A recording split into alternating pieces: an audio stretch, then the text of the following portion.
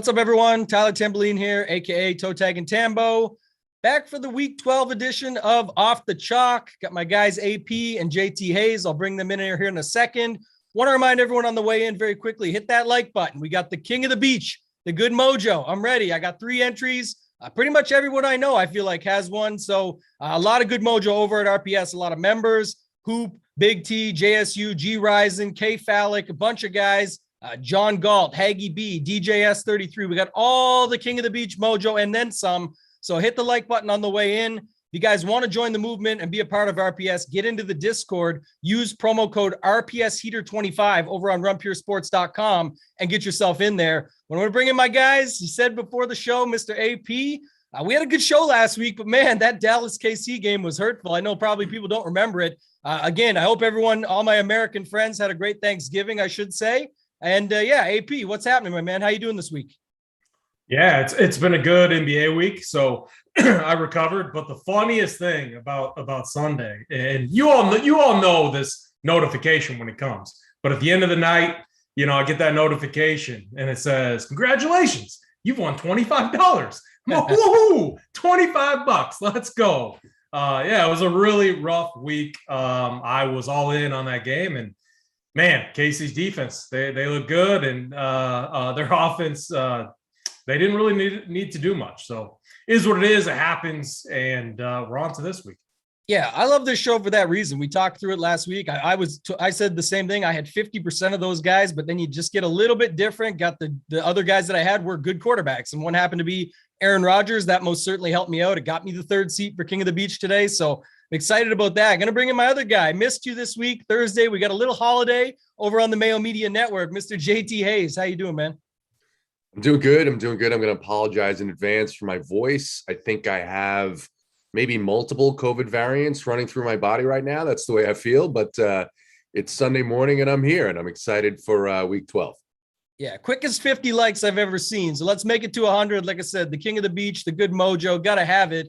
JT Hayes bringing in a little bit of the Bobby Gomes vibes over there in the darkness, but it's okay. I know you, and I know you're tough. You wouldn't be held hostage, so we'll just trust that you're doing okay over there, man, and I hope you're feeling better. But let's dive into it. We got a pretty big slate ahead of us here. We got a lot to talk about. Not the same as what we've seen realistically here in the last couple of weeks, where it's just been these running backs and 10 different values and all these things. So we're going to go back to the normal structure. We're going to kick it off with quarterback. And it's an interesting spot as well because, because of the Thanksgiving slate, of course, the 3-gamer there, down to 10 games for the main slate, not 11, 12, 13, things like we're used to seeing.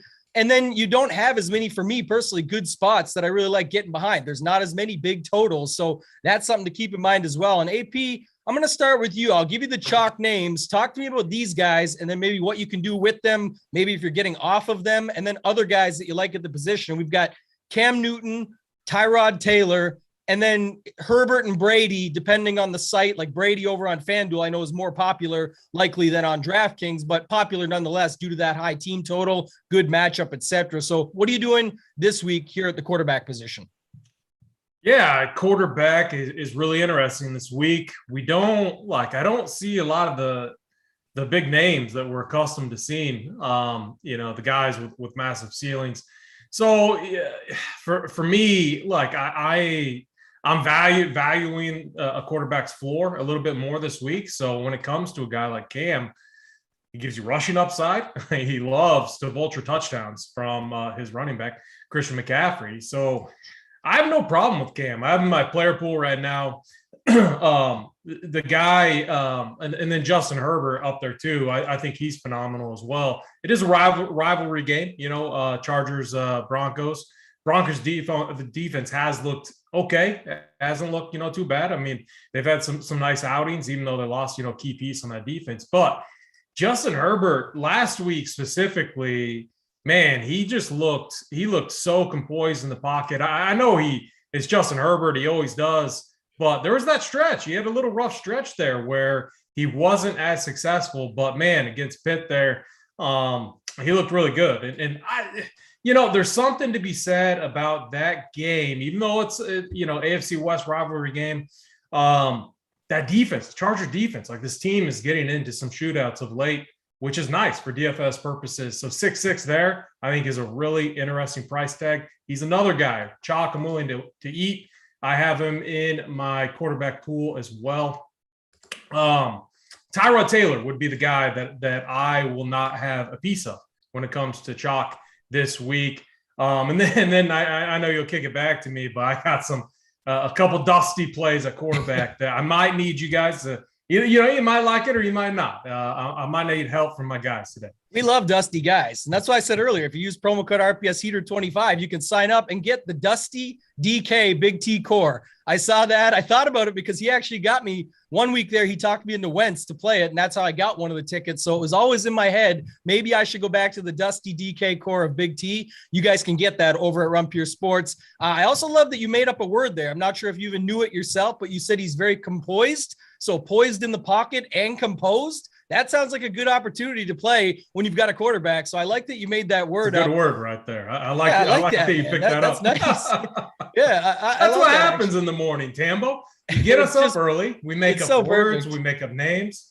Yeah, I think it's great. I'm a little bit opposite of you in the sense of these top three. I'll talk about them quickly, and then JT, I'll flip with you on the same three, and we'll go back to AP for the dusty ones. But Newton and Herbert, I don't have either of right now. What I'm thinking is with Herbert is a potential late swap option. I do think there's some ways to get different within that game. I think with him, Big Mike Williams is one of the cheapest prices we've seen. I definitely think there's ways that you could get to him if you need to. I'm focused more on the morning right now, and I'll get to those guys later.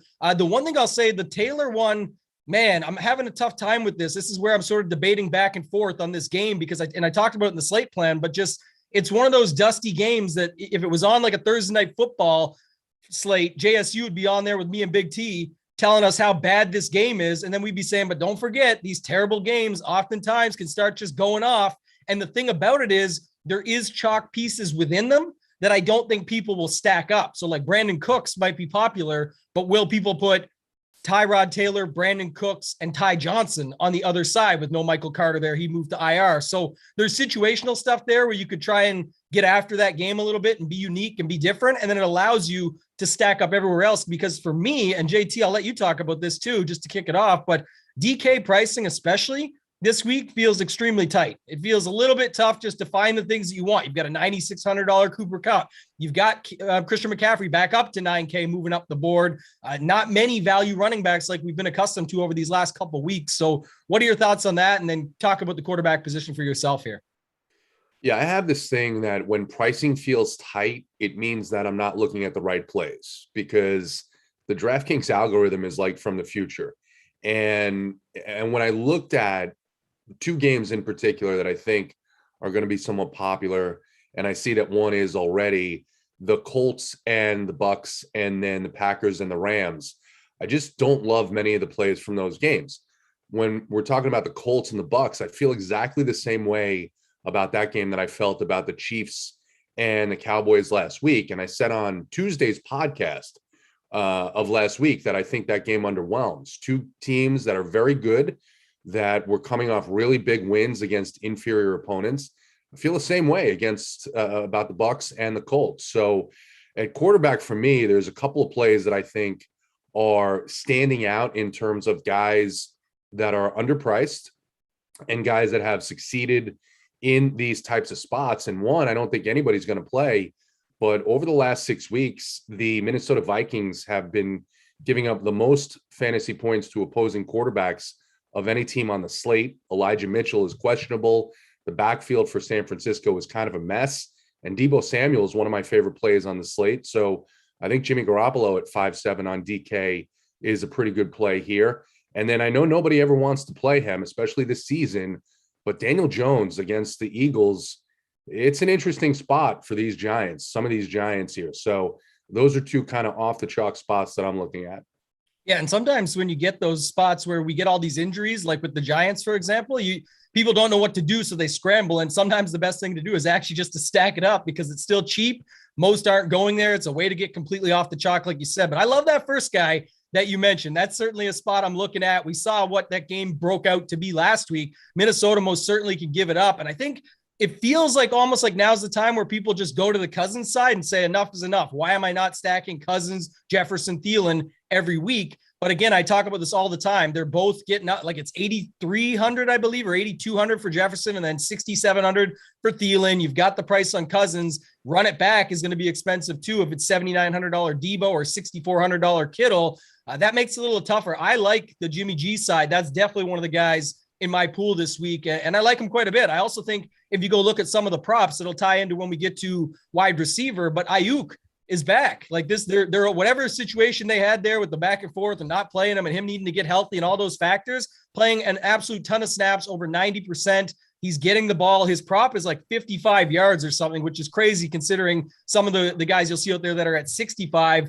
are like top tier guys on the slate. So besides like the Cups of the world and the Devontae Adams. So I definitely think that's a spot to go. And I think it's better to go you can go with Jimmy and two. Pick two of Debo, Ayuk, Kittle. Run it back with one of Jefferson, Thielen. If you want to put Cook in there, I think that's another way to go, but I just don't think enough people ever play Jefferson anyway. And we had this debate on one of the NBA shows this week here at RPS, my boy Title, and I forget who it was with. I think it was Mangone. Yeah, it was with Mangone. We were dropping the back and forth between Jefferson and Thielen, and I said it's pretty straightforward. Who heard it? We dropped the bomb on Mangone.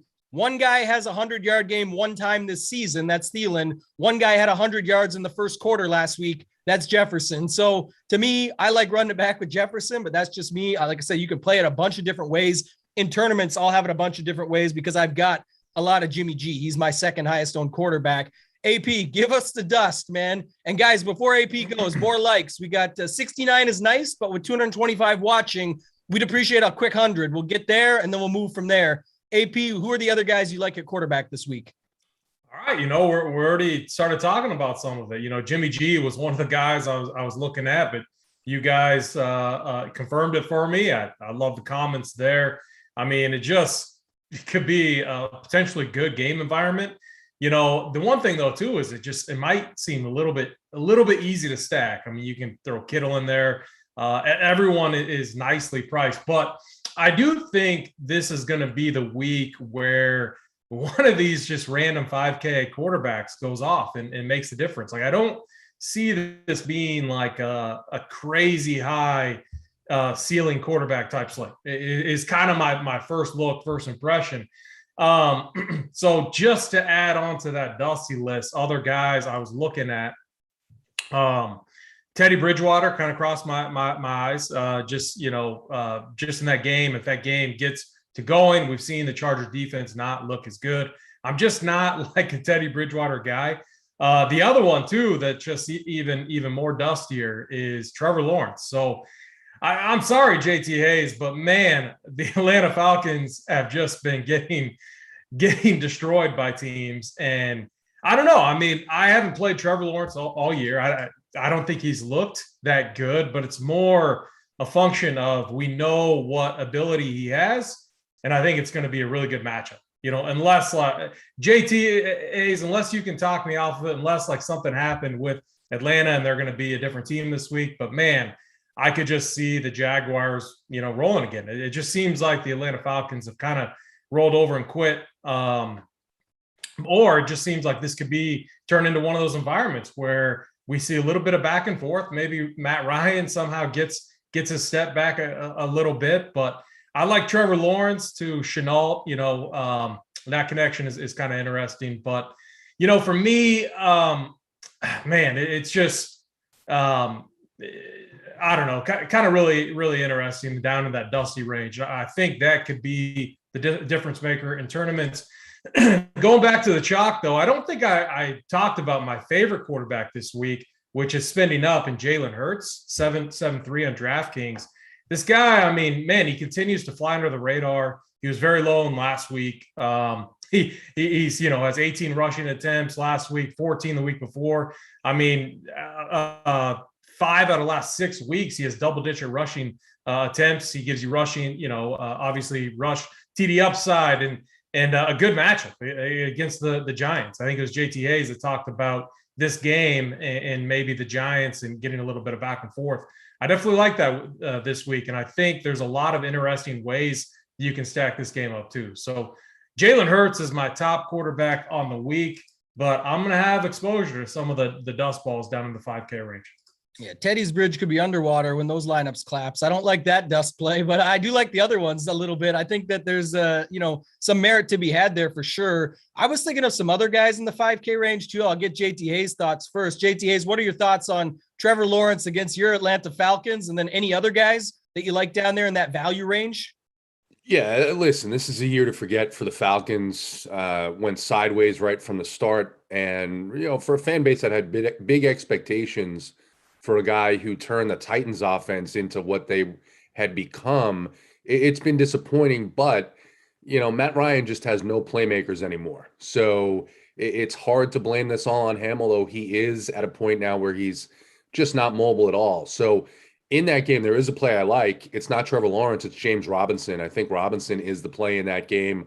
I think that they're going to be able to run the ball, and Robinson can also get loose for a couple of catches as well. So I'd go with Robinson before I went with Trevor Lawrence. The Jaguars haven't been willing to give Laviska Shenault the first wide receiver looks. They've been really bad passing the entire season, and they played some pretty bad pass defenses. So I don't know that all that much is going to change here against the Falcons, but I'm definitely not playing any Falcons today. Don't play Matt Ryan. But I do like James Robinson quite a bit. And then the thing with Hurts, I think he's fine. I just don't think that you're going to, and you made the point pretty well, I don't think at 7-3 he's going to do all that much more than, say, Garoppolo, for instance, or even Cam Newton, who's still in the mid fives and gets a really, really tasty matchup against the Dolphins.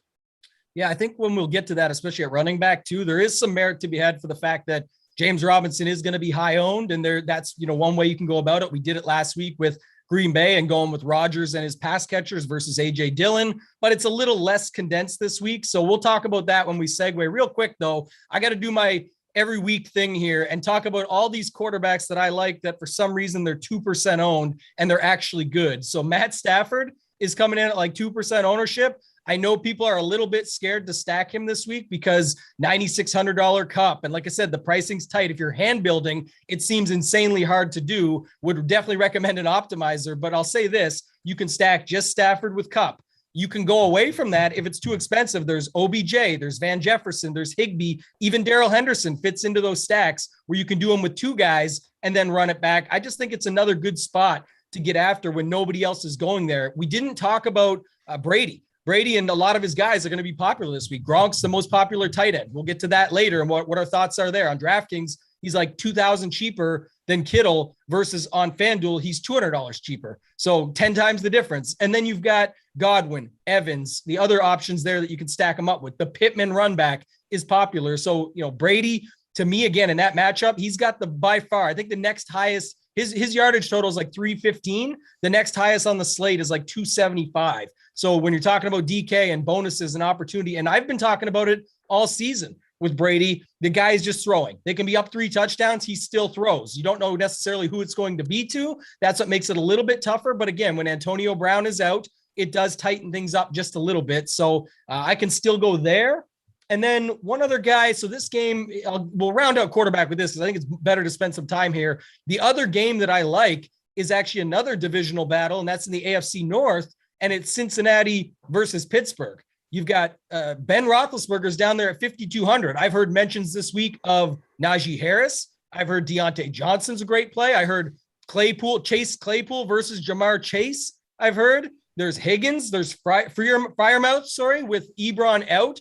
But yet nobody really wants to stack this game up by the looks of the ownership. So AP, go back to you for a second here. What are your thoughts on that game? Just you can go Burrow side, which is typically pretty easy to stack up. We talk about good stacks versus easy stacks. Sometimes the easy stacks are still good because they allow you just to get everything you need and you don't have to worry about all these one-offs hitting. And then the other side of it is with the Ben Roethlisberger side, just $5,200 showing as a pretty good value, and you can stack it up quite easily with a lot of the names that are going to come up throughout this show anyway. What are your thoughts there? Yeah, I mean, those teams definitely hate each other. I don't mind Najee Harris. I don't mind some of the receivers there, but I find myself underweight on this game. I don't trust Ben to get that back and forth action going. I mean, we saw it in kind of just a interesting, weird game script last week against the Chargers, but I'm not seeing it this week. I actually like, and we'll get to defenses, but I actually like the Bengals defense this week. So interesting call for sure. Najee Harris, fine if you like the Steelers in a win type script there, but I think I'm going to be underweight on this game. Yeah, and I'll give it to you in a sec, JT. Guys, we're aiming for 250 plus likes today, so about 300 watching. If you could do us a favor and just hit that like button, we definitely appreciate it. It's free to do, very simple, but we'll aim for that. We'll get there. We got a lot of time left. We are going to get through every position. If you're joining us for the first time, we go position by position. We talk about the chalk. We use different ownership projections from around the industry, get them all out there, and then we talk about ways to get different within the chalk. I will say this, just back to my quarterback points, but I like I said last week, and it's however you want to shake it out. I'm a little bit more balanced this week versus last week. We joked earlier, I was 50% of the way all in on the Mahomes Dak stacks last week, but this week a little more balanced, but it's quarterbacks versus other quarterbacks that I think you can do stuff against. Like, you know what I mean? So Brady versus Wentz. I think Wentz can put up enough of a fight. Garoppolo versus Cousins. I think both sides are in play, but I like the Garoppolo side better. Stafford going up against Rodgers. Definitely think that's good. The other side of Ben Roethlisberger is Joe Burrow. Loves to chuck it. I think that can get the back and forth going. And then the last one I just think is a dusty game, but it's one of the ones, like I said, I think can turn into something, is just with your Zach Wilson or Tyrod. If you want to use that game, it's cheap stacks with injuries that make them even better. So, there's a way to get in there and get your lineup set up. We got to wait on the Nico Collins news for the Houston side, but I think that could make it so, like I said, Tyrod, Cooks, run it back with Ty Johnson and have all the money in the world to spend could most certainly be something as well. So JT Hayes, any more thoughts on the quarterback position and specifically the Cincy-Pittsburgh spot? Yeah, the Cincy-Pittsburgh spot, this is the second divisional game. So the second game between these two teams. And historically, it hasn't been a ripe spot for fantasy points. So the pricing too there is up just a little bit. I can understand the Roethlisberger side as a contrarian play, but I probably won't have any of that myself. Okay. He told me it's dusty. All right. Well, that's fine. We'll move on. We'll use that though and segue it into the running back position. AP, I'll start with you. You can give you like Najee Harris, so that goes with the Pittsburgh conversation, but the guys I'm seeing at the top, so CMC, James Robinson, Miles Sanders, Daryl Henderson.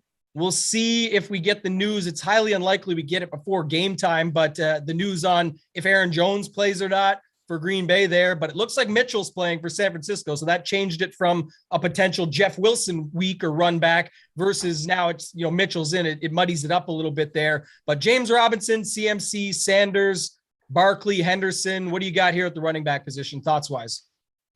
Yeah, I mean, CMC, 9K. I know he's going to be popular, but I do see ownership kind of spreading out up at the running back range. And I do know that the possibility for vulture touchdowns is there with Cam Newton, but he looks good. He looks really good. I think the price is nice. I think the matchup is phenomenal. Love him, specifically DraftKings. He's going to be my top running back, or one of my top running backs on the week, which is like no hot take at all, honestly. But I do think like you could just like go all in or way overweight on the guy to get, massively overweight on the field. And that's a fine approach to take. Miles Sanders. So it does look like I'm eating chalk at running back. He's my second favorite. Love that game environment. I do think the Eagles are going to be able to get it going here. I just think that they're going to be able to run the ball against this Giants team. So whether that's Jalen Hurts using his feet or Miles Sanders on the ground, and 5-1 just seems, my only fear is like, is that like just an absolute like trap like price? I want JT Hayes' like thoughts on that, because like 5-1 for Miles Sanders, who got nice work last week, 16 touches out of the backfield and 1 target, from a guy that usually sees a little bit more targets than that. But as of right now, those are my 1 and 2 as far as running back goes. I'm really interested to hear what you guys have to say about Saquon Barkley. He's someone at 6'3" in that game too, where the Eagles have been involved in a lot of shootouts. I know the Giants haven't, and I know they just, man, it's like they don't. Anytime I stack a Giants game up, it's usually hurtful. But this does seem like a spot to where it could work. But so I'm really interested to see what you guys have to say about Saquon.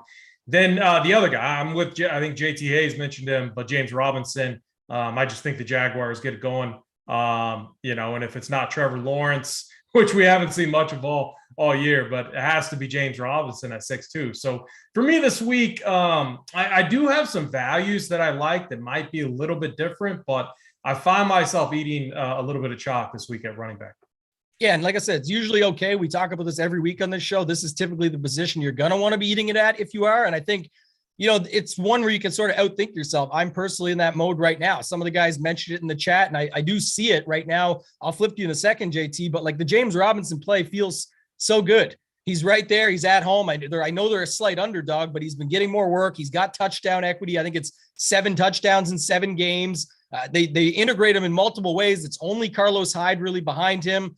It just seems good, and the ownership's there. But then you've got a guy like Saquon, who you just mentioned, who could either be a really good pairing with him to keep it balanced and go off some of those CMC lineups, or obviously a really good pivot and just play him instead, because the chat mentioned, I think it was Parabay. I think it's true. Like if they're going to go full steam with Freddie Kitchens the same way now with Garrett out of there. So he used the Cleveland guys that's why you saw guys like Hunt get in the action all the time. And you've got this situation where they're down wide receivers. Daniel Jones can just dump it off to Barkley, and then Barkley can get touchdowns. And that can really rack up. $6,300 Saquon Barkley. How often would you get the chance to roll this thing out? So, I feel extremely thankful and blessed to have 3 lineups in King of the Beach, because it's definitely a tough decision. If I had one build, I would really struggle with it. So JT Hayes, talk me through your James Robinson love. I know you got a little bit over there at least. And then the other guys at the top, as far as the chalk's concerned at running backs. Yeah, James Robinson is the best player on the Jaguars. He's the best player on the Jaguars offense, and I just don't see where the Falcons can offer the resistance. They haven't been able to do so all season long. I think they're going to rely more on Robinson like they have when he's been healthy. So I think he's a great play. You talked about Garrett being gone from the Giants. This is a big week for the Giants. They fired Jason Garrett, and now Joe Judge has to show that he was the problem. And so I do think it's a week where they feature Saquon Barkley, and I think he's a great play at 6'3". I also think that Ty Johnson, who may catch some ownership at 4.3K on DraftKings, this is a spot where with the Jets running backs, you've seen they benefit from all these dump offs from the dusty quarterbacks that the Jets have had all season long. Now they get Zach Wilson back. When Zach Wilson was successful in the games that he did well, and he's playing a defense today that he should have success against, it's been because he's had those dump offs to the running back. So I think he's a good play as well. I think for me, Christian McCaffrey, I have it's not even a concern. I don't think there's any doubt that Cam Newton eats into his ceiling.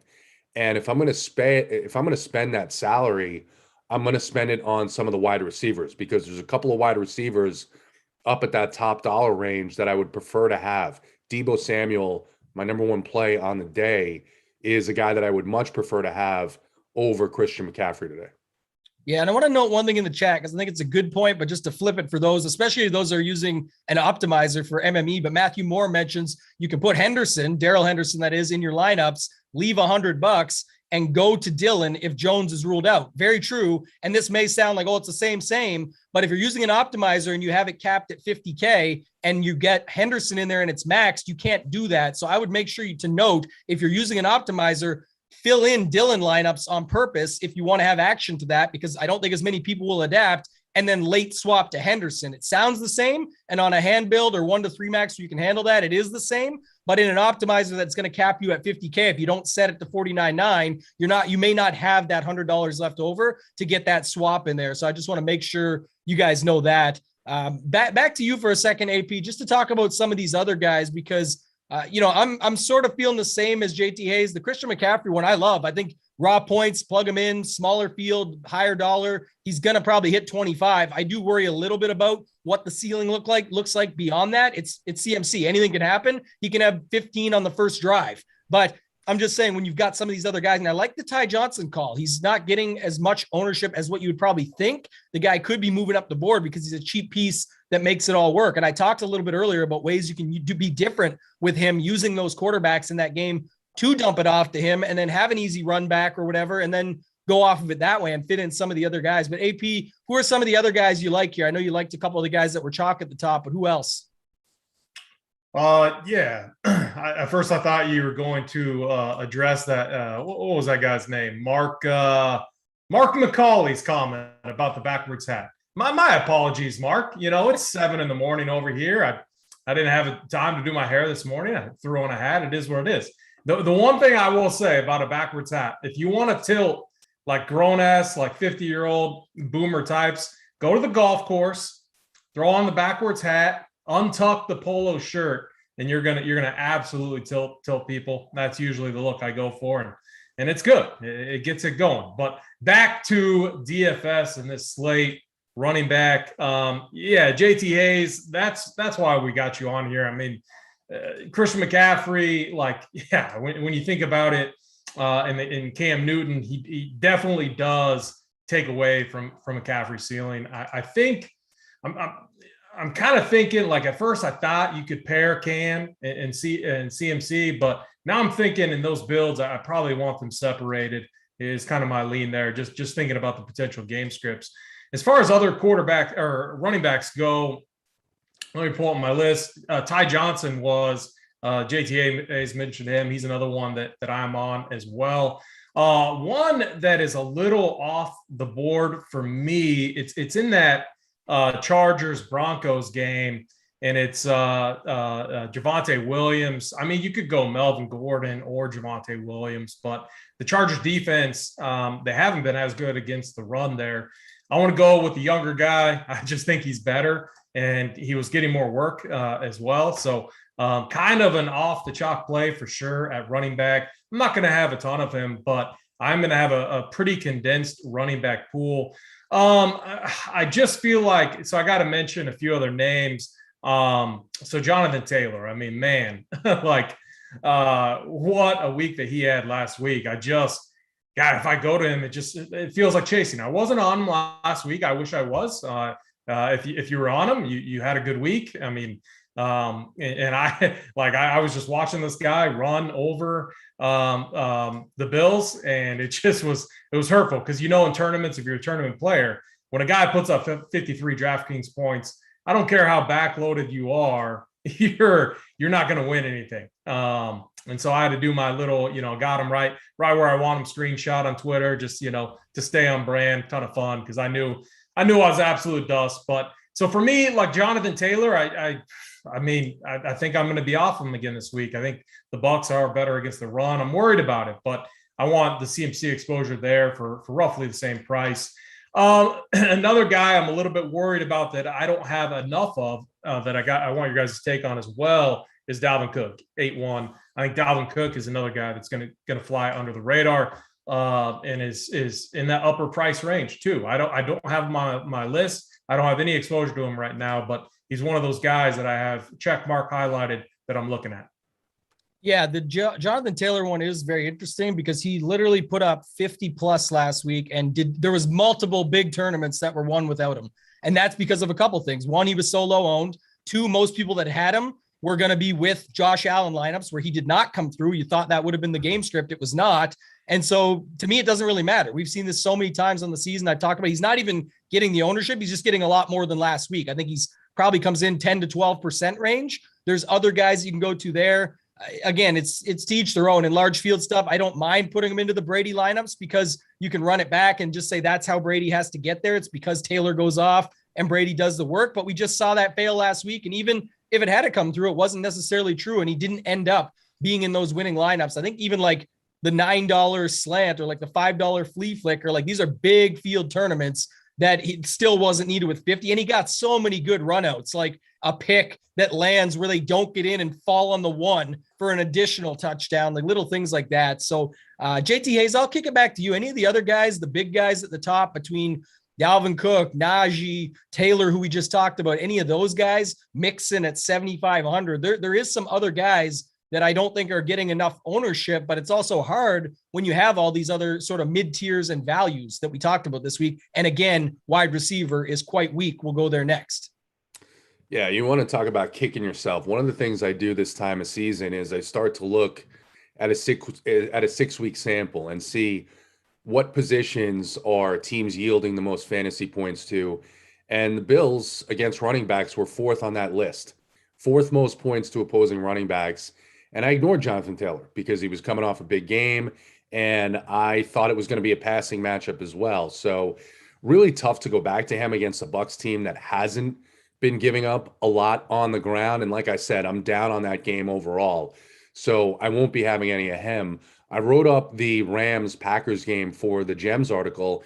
And the thing about Daryl Henderson is he's been really game script dependent, and he's struggled in these games where the score has been close, of late in particular. So even though he's 5'8", I just don't know that he's going to get the type of work in that offense.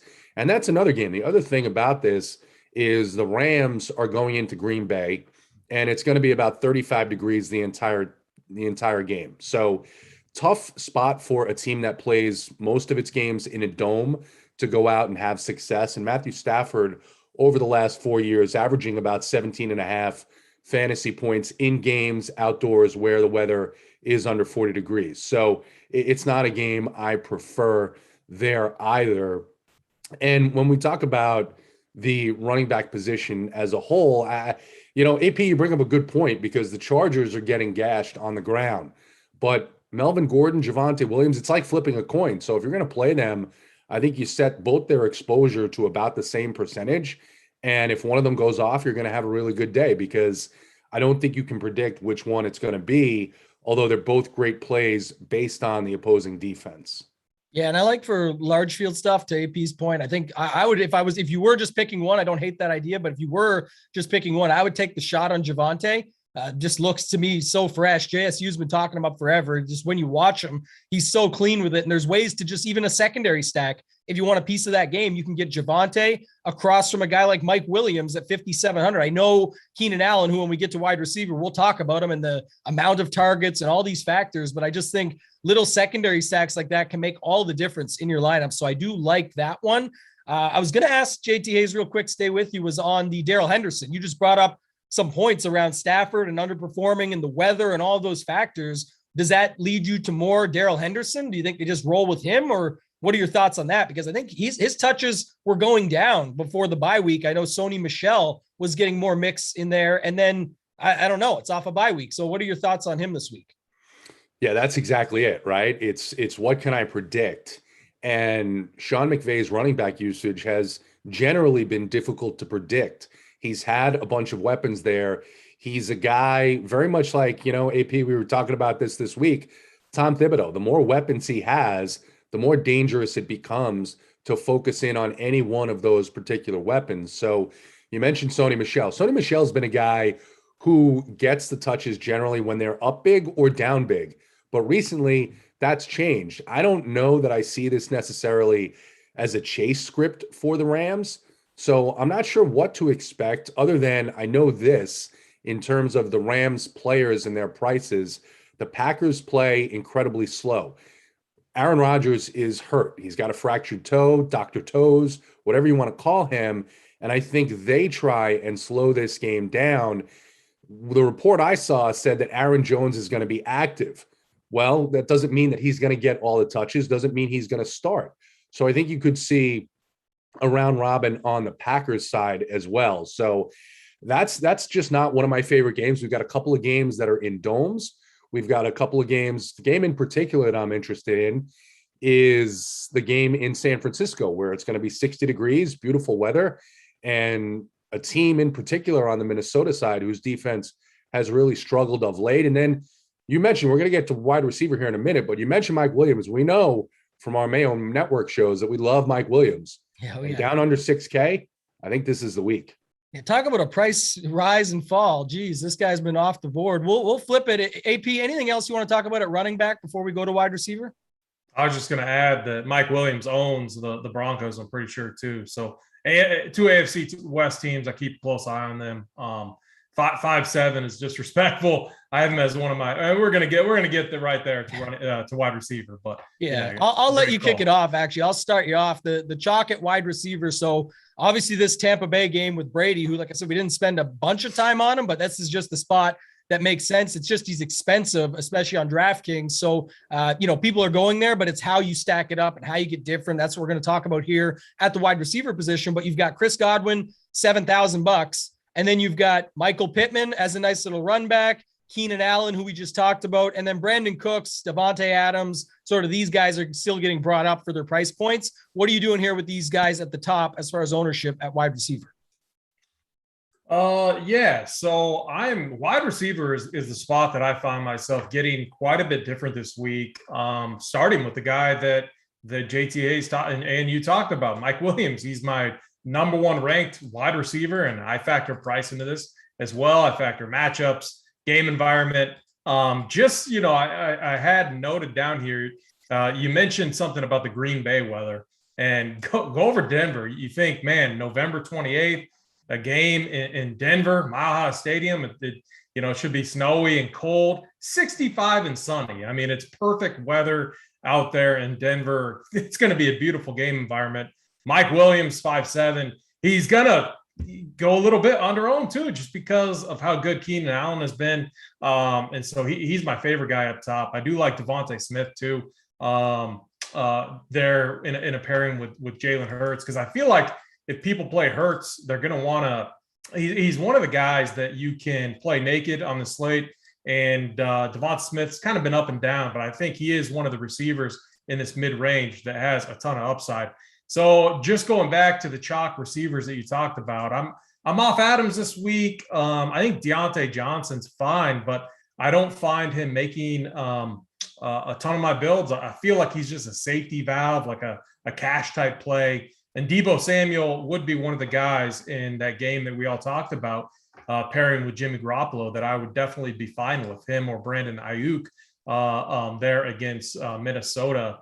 Just going down a little bit more, DJ Moore, pairing him with Cam Newton is a guy I definitely have interest in. I feel like Cam, I'm not a Cam guy or anything like that, but man, it just seems like some of these receivers are looking better, looking a little bit more motivated. And DJ Moore is a guy that can break a slate, can definitely break a slate, even with Cam Newton throwing him the football if he can get it there to him. So I definitely have interest in him. And then one guy I have up there, I don't feel confident. I don't feel confident in the fact that he hasn't done much of late, but man, I do think this could be a potential game that could be good for DFS purposes. It's one we've talked about with the Giants and the Eagles, but it's Kenny Golladay at 5-1. This is just another, for me, I believe in the talent of this guy. I like what JT Hayes said about this game with them firing their coach. You got to get the ball to now your best players, which is Saquon Barkley, Kenny Golladay. So Kenny Golladay, I have him as my fourth highest ranked wide receiver at this time, but he's a guy I want both your thoughts on as well.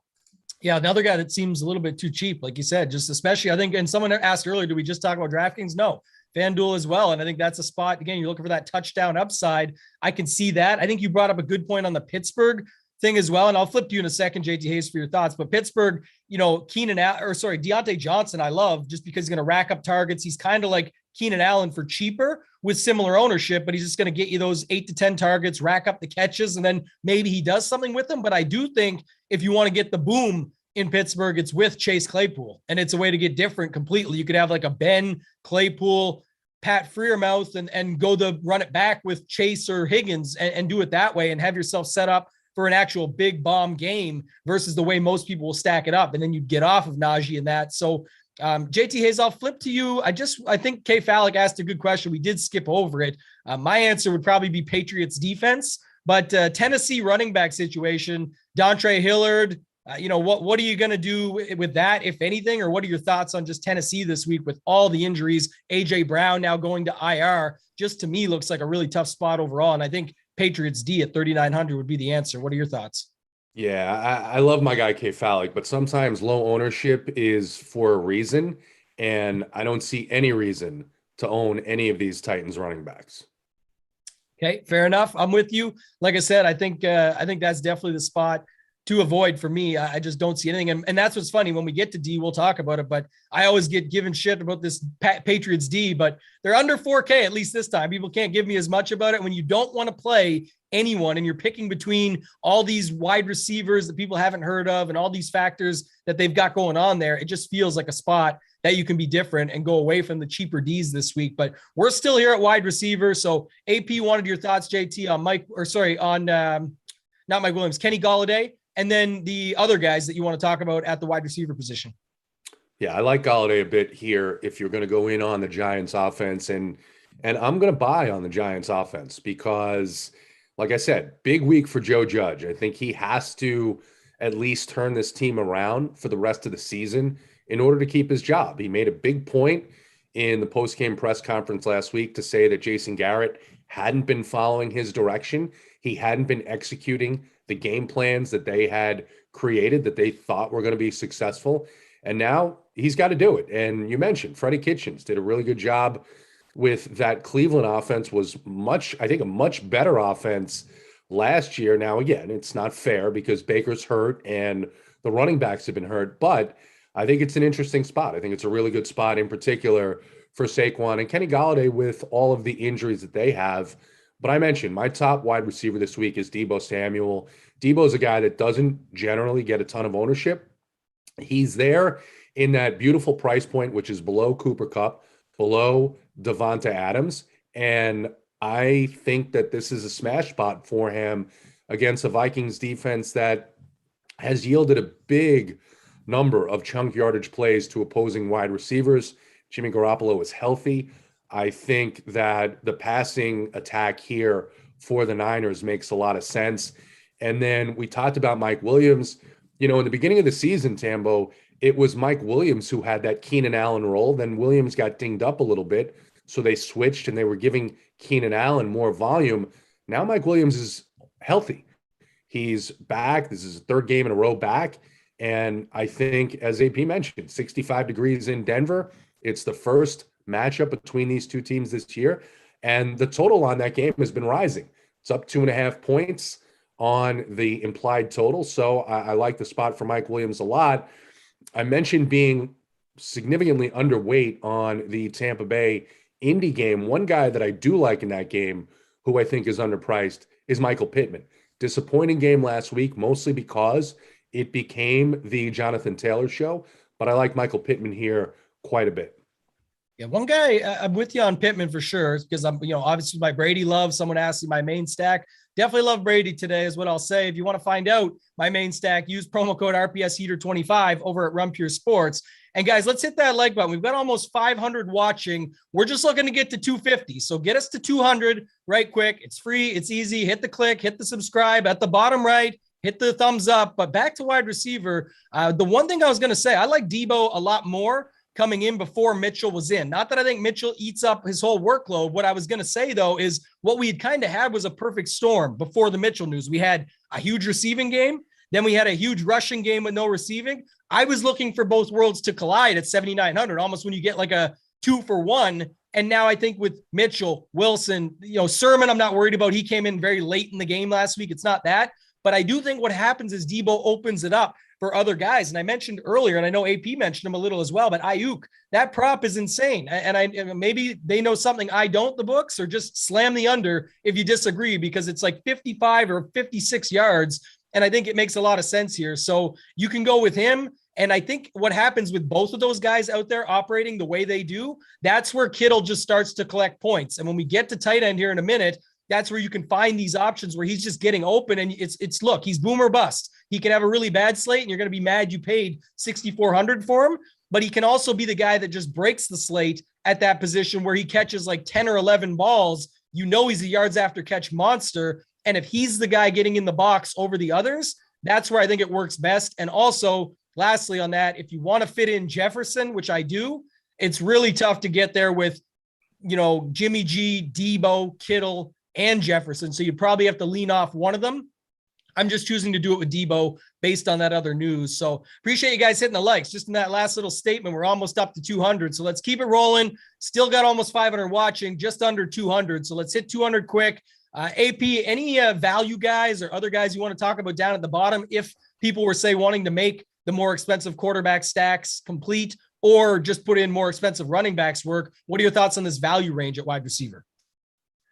Yeah, I really find myself falling into this mid-range. You can make a case for, like, if you like the Giants, Darius Slayton, kind of just under 5K there, gonna be a bit under-owned, but him, Galladay, Barkley, Jones are the guys that have to get it done. Evan Ingram as well for this Giants team, if you think that game is gonna provide a good game environment. And then, the one I think a lot of people will gravitate to is Laviska Shenault, which is fine, 4-4. I mean, I don't love it, don't hate it. I just think it's fine. My main thing, though, is going back to some of my fades I'm making. The Bucs-Colts game, I'm hoping the Colts, I'm hoping this defense shows up because I do find myself underweight on Evans and Godwin. That's definitely, and Brady, that's definitely a spot that could dust me this week, but I just like some of these other spots where I'm going to get leverage. The other one, too, is the Rams, Cooper Kupp. I've gotten dusted by not having him a ton this year, but 9-6, hard to make it work. Bad game environment. Well, bad weather, potentially. Not bad weather, cold weather. And I like the call there with the Rams, LA guys going and playing in cold weather.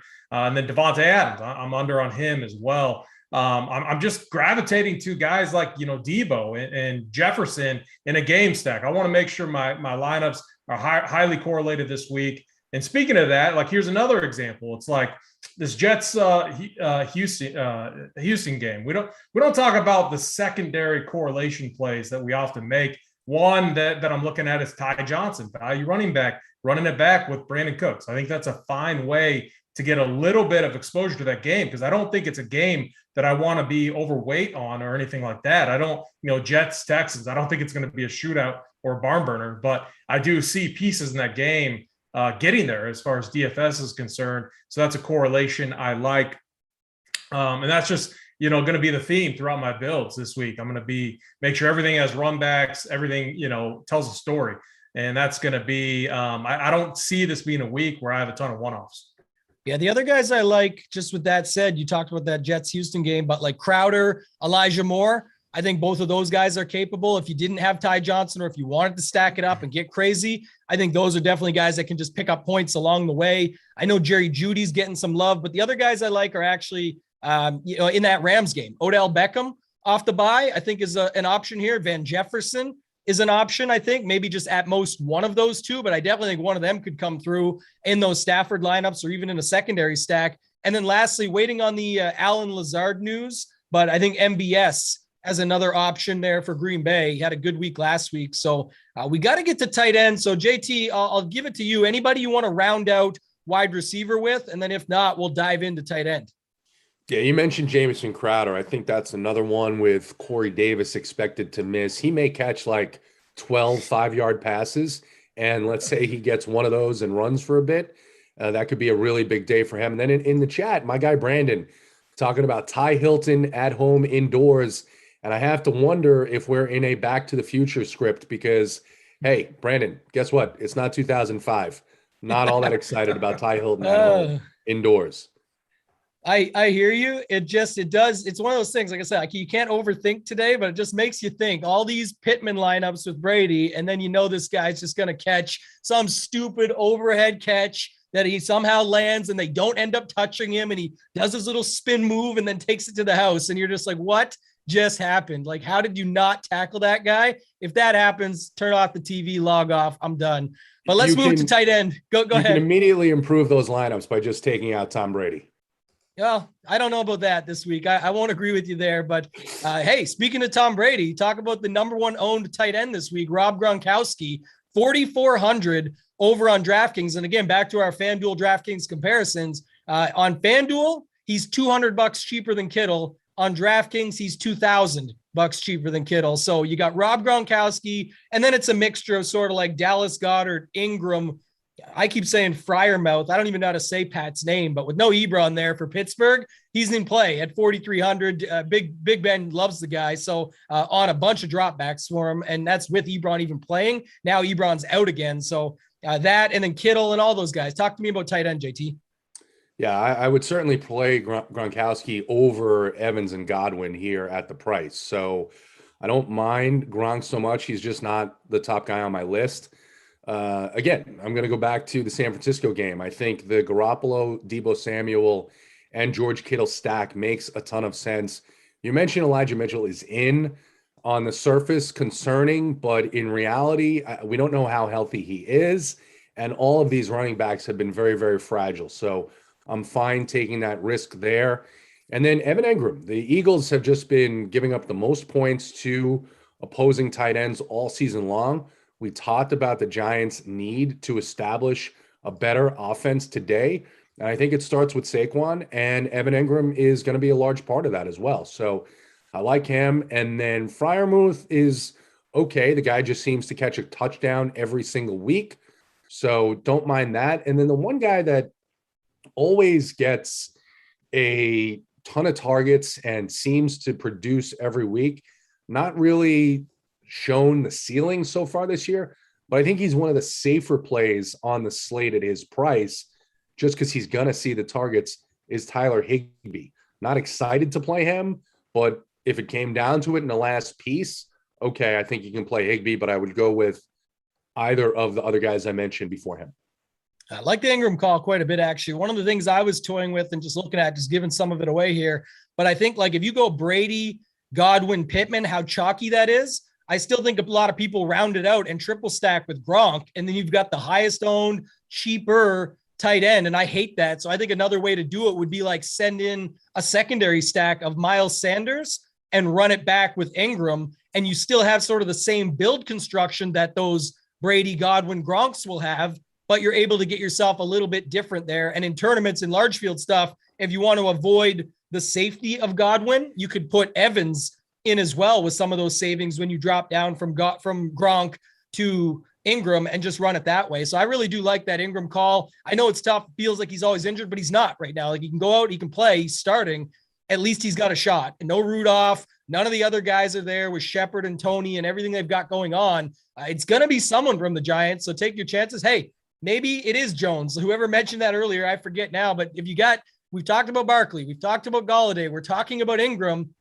Probably should be talking about Daniel Jones. So something I'll most definitely address after I get off here. And you've got run backs on that Philly side. So AP, talk to me about tight end. We've got about just under 10 minutes, guys. Going to push for 250. We just hit 205, 525 watching. We should easily be able to hit 250. So do me a favor, put in the show. It's all free. We've got another free show coming up next. Put in those likes, get them ready for the morning wood with Holden, Hoop, and Big T, of course. But AP, talk to me about this tight end position. Yeah, my number one guy right now is Dallas Goddard. Not a hot take or anything like that. I mean, obviously they just paid this guy. He's the tight end number one there. Going to be, a really nice matchup as well. So he's the guy I feel best about this week. I want to talk about a lower owned tight end in this game. The Broncos against the Chargers. So the Chargers give up the third most fantasy points to opposing tight ends.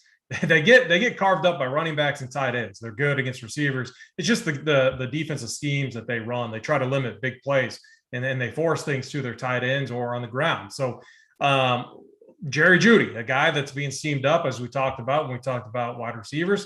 I'm going to be lower on those guys. I'm going to be higher on the running game. I'm going to be higher on Noah Fant, the tight end here. Sure, Albert O has snuck in and vultured some targets away from him, but I do feel like Noah Fant is going to be a key guy that they go to here in this matchup today. I like him to find the end zone. I like his target share to be nice as well. And it's more of a function of, I think we're going to see points here, and it's just how the Chargers defense play. I think they're going to give up these looks to the tight end, and they're fine doing that. So Noah Fant, definitely a guy I like. Evan Ingram, I think you guys talked about. He is on my list as well. And then we got Kittle. Like when I stack up, because it's not if, it's when I stack up this Minnesota 49ers game, I'm having Kittle with Jimmy G. It's just what I have to do. And then the run back with Justin Jefferson is just the way I love to play this game. Kittle at 6'4", just what you're looking for is an explosion type game. You know, anything under like 13 fantasy points or 15 fantasy points, it's kind of a failure for him. And that is a possible scenario here, but he's also a guy that can absolutely break a slate at 6.4K. And so I think if you're stacking that game up, you definitely want Kittle in there. I have him as my second favorite tight end on the week. And then one guy I threw up, but I might end up getting off of. JT Hayes will smile at this one. Kyle Pitts. The Falcons don't have anyone, and it's the Jaguars. It's like, if we're not playing some, like he's like their wide receiver one right now and how they're using him. So, it's just a bet on talent here. It's a bet on the Jaguars defense that has looked a little better of late, but it's still the Jaguars.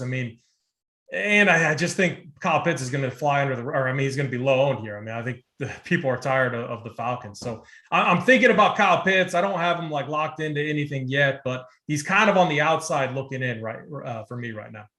People, maybe JT Hayes is tired of the Falcons too, but he's kind of over it. I think he got his World Series and he's good on the Atlanta sports team front. But JT Hayes, anything else you want to add at tight end? And then if not, just take us into some of the defenses you like today. Obviously, the Texans are getting an absolute ton of ownership with Zach Wilson back at the helm for the Jets there. Jaguars just behind them. But go ahead, finish us out at tight end and your Kyle Pitts, love or hate. Yeah, so we got the World Series, and don't forget the Georgia Bulldogs, #1 in the country going into the playoffs. So, I understand the desire for Kyle Pitts to be great. I understand that we all want that. We all saw what he was at the University of Florida, but I have to believe that the Jaguars have at least watched a little film and seen that if you take away Kyle Pitts, there's nothing else in this offense. There's absolutely nothing. And if you take away Pitts and his ability to get open, then you're going to be able to get to Matt Ryan, and Matt Ryan just has not been mobile at all in any way. So unfortunately, I'm going to be out on Kyle Pitts. I'm out on the Falcons this week. I'm out on the Texans defense. You mentioned the Patriots defense. Very interesting play. I think that there's enough value on this slate where you can easily get there. So I like them quite a bit. I actually don't mind the Packers. I think the Packers are an under-the-radar play after giving up 34 points on the road last week to come home and put the clamps down on a Los Angeles team playing outdoors in cold weather. So outside of those two, I don't really have a lot of interest. I might spread it around a little bit at the lower price points. All right. I can get behind most of that, actually. AP, what are you doing here with defense this week? Man, I like the Packers call. Let's not forget, they know Matt Stafford. This is a guy that they know and they absolutely own. So, and you could run that both ways. You could run that with Stafford knows the Packers and, a little revenge, has better weapons now. But I like that call. That's going to be a very low defense. Gives you nice leverage in that game. Yeah, Texans, you can't just – I don't think you can go there. I like the Bengals 2-7. I think that game's going to be, ugly. Those two teams hate each other. I think either defense is fine. I find myself landing on the Bengals here. Patriots is one I got ranked second. I'm with you guys. I don't normally pay up for defense, but with my receiver core, I'm not spending up for any. My highest price receiver right now currently is like in the 6K range. So it's like I have plenty of salary for defense. So that 3.9 price tag does not worry me at all. And then the Panthers, I got to give them a shout out too. You could correlate them with Cam or with CMC, but man, I think this defense has been pretty good all season. So I have interest in the Panthers at 3-1. I'm definitely going to be getting off the chalkier defenses here. But the one, if I were to punt, if it opened up everything else in my build, it would be the Jaguars against Atlanta. And I think, this discussion this morning kind of proves why we would play them at 2.2K and maybe even a little bit of chalk there. Yeah, I like that as well. The others were, for me, the Patriots, who I talked about earlier, and then the Eagles, just based on the fact the Eagles are going up against, we talked about it there, just the opportunity of paying up a little bit more, going up against Jones, who, like I said, you could stack him in some and then go the other way in the others. I just think when they're limited on options, that's what we're seeing with all these other spots as well. We got to get out of here very quickly, though. So hit the like button, guys. Before we go, of course, the off the chalk play of the week. And AP, I'll flip it right back to you. What do you got for us this week? One sec. Actually, can you go to JT Hayes first? Yes, sir. I was JT not Hayes, prepared. Off the chalk play of the week. All right. Yeah. So mention him maybe, I don't know, 15, 20 times so far. Deebo Samuel. Deebo in that tasty price point. And I think he's going to smash. He's going to smash the Vikings defense. I think the Niners are going to get a win. I think it's going to be an entertaining game. And he's going to outscore everybody in the Tampa Bay Colts game. Yeah, I'll give you mine, then I'll flip back to you, AP. But or you go ahead first, actually, because mine goes with JT Hayes. But you go ahead. Yeah, I gotta go. So I just don't see how this guy is projecting to be lower owned. We all talked about him. We all like him. Mike Williams, the 5.7K price tag is just a joke. He's historically just destroyed the Broncos, and he's having a very good year. And he looked awesome last week. Yeah, mine's going to be one that you can put with JT Hayes guy, but I'm going with Jimmy G for the quarterback of the slate. And I'm with it. I like his call, but I like Ayuk. So I'll give you two. It's those two together. Kittle, if you want to add a third. I just really love that stack up against Minnesota this week. I think there's definitely an opportunity there. And even in your, Kittle, Ayuk, and Garoppolo lineups, I think you're fine. If you want to add in Deebo, by all means, go ahead. So that's it for us this week, guys. We do appreciate it. You guys coming out every early Sunday morning with us, but that's all I've got for JT Hayes, for AP, for producer Simon. I'm ToeTagginTambo. Thank you guys and good luck. Are you stuck in the DFS cash bubble? Can't quite figure out how to take that leap toward profitable results? Most of us don't have the time needed to keep up on all the news and stats necessary to be a successful player at daily fantasy sports, or the patience to read complicated spreadsheets and charts needed to make informed decisions. That's why at Runpure Sports, we've simplified the lineup building process to help you create competitive teams. Our content team consists of some of the biggest names in the DFS industry, including BigT, Hoop 2410, JSURab, AP, Draft Cheat, Mangone, and much more. Our contributors dominate the leaderboards in both tournament and cash game formats. These players provide you their top plays on a given slate in an easy-to-use format.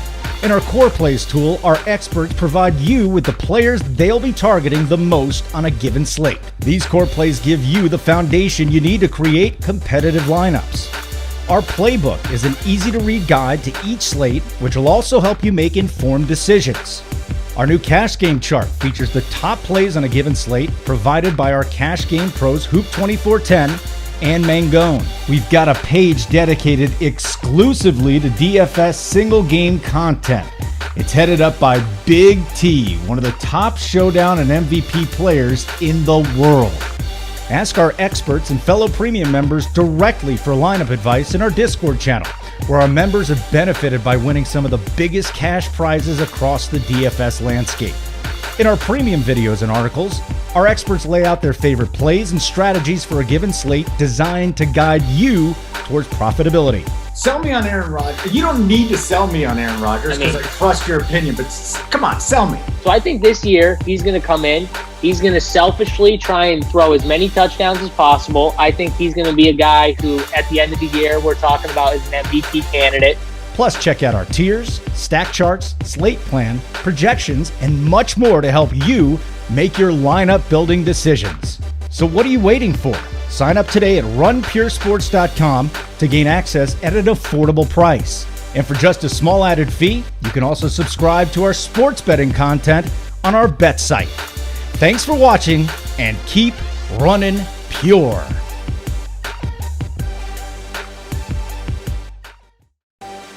Are you stuck in the DFS cash bubble? Can't quite figure out how to take that leap toward profitable results? Most of us don't have the time needed to keep up on all the news and stats necessary to be a successful player at daily fantasy sports, or the patience to read complicated spreadsheets and charts needed to make informed decisions. That's why at Runpure Sports, we've simplified the lineup building process to help you create competitive teams. Our content team consists of some of the biggest names in the DFS industry, including BigT, Hoop 2410, JSURab, AP, Draft Cheat, Mangone, and much more. Our contributors dominate the leaderboards in both tournament and cash game formats.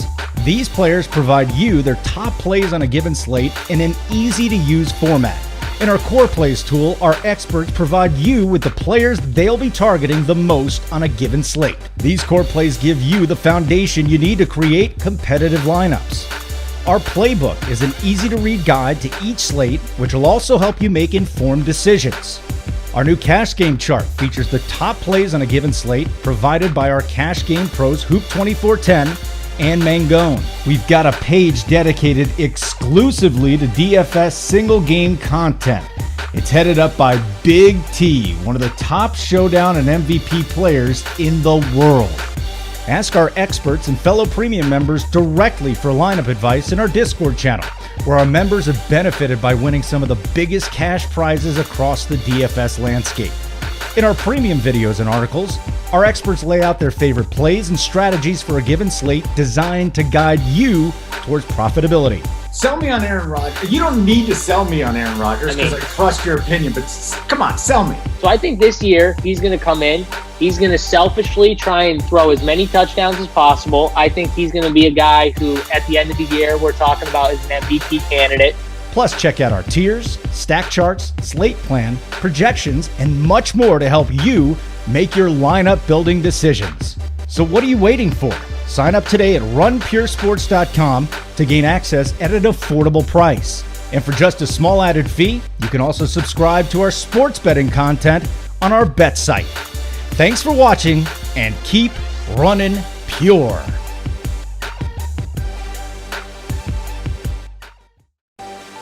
Are you stuck in the DFS cash bubble? Can't quite figure out how to take that leap toward profitable results? Most of us don't have the time needed to keep up on all the news and stats necessary to be a successful player at daily fantasy sports, or the patience to read complicated spreadsheets and charts needed to make informed decisions.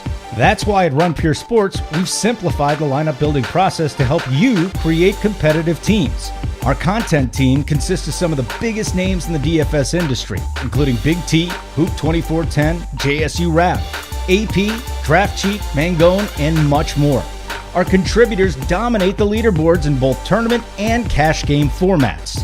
These players provide you their top plays on a given slate in an easy-to-use format. In our core plays tool, our experts provide you with the players they'll be targeting the most on a given slate. These core plays give you the foundation you need to create competitive lineups. Our playbook is an easy-to-read guide to each slate, which will also help you make informed decisions. Our new cash game chart features the top plays on a given slate provided by our cash game pros Hoop 2410 and Mango.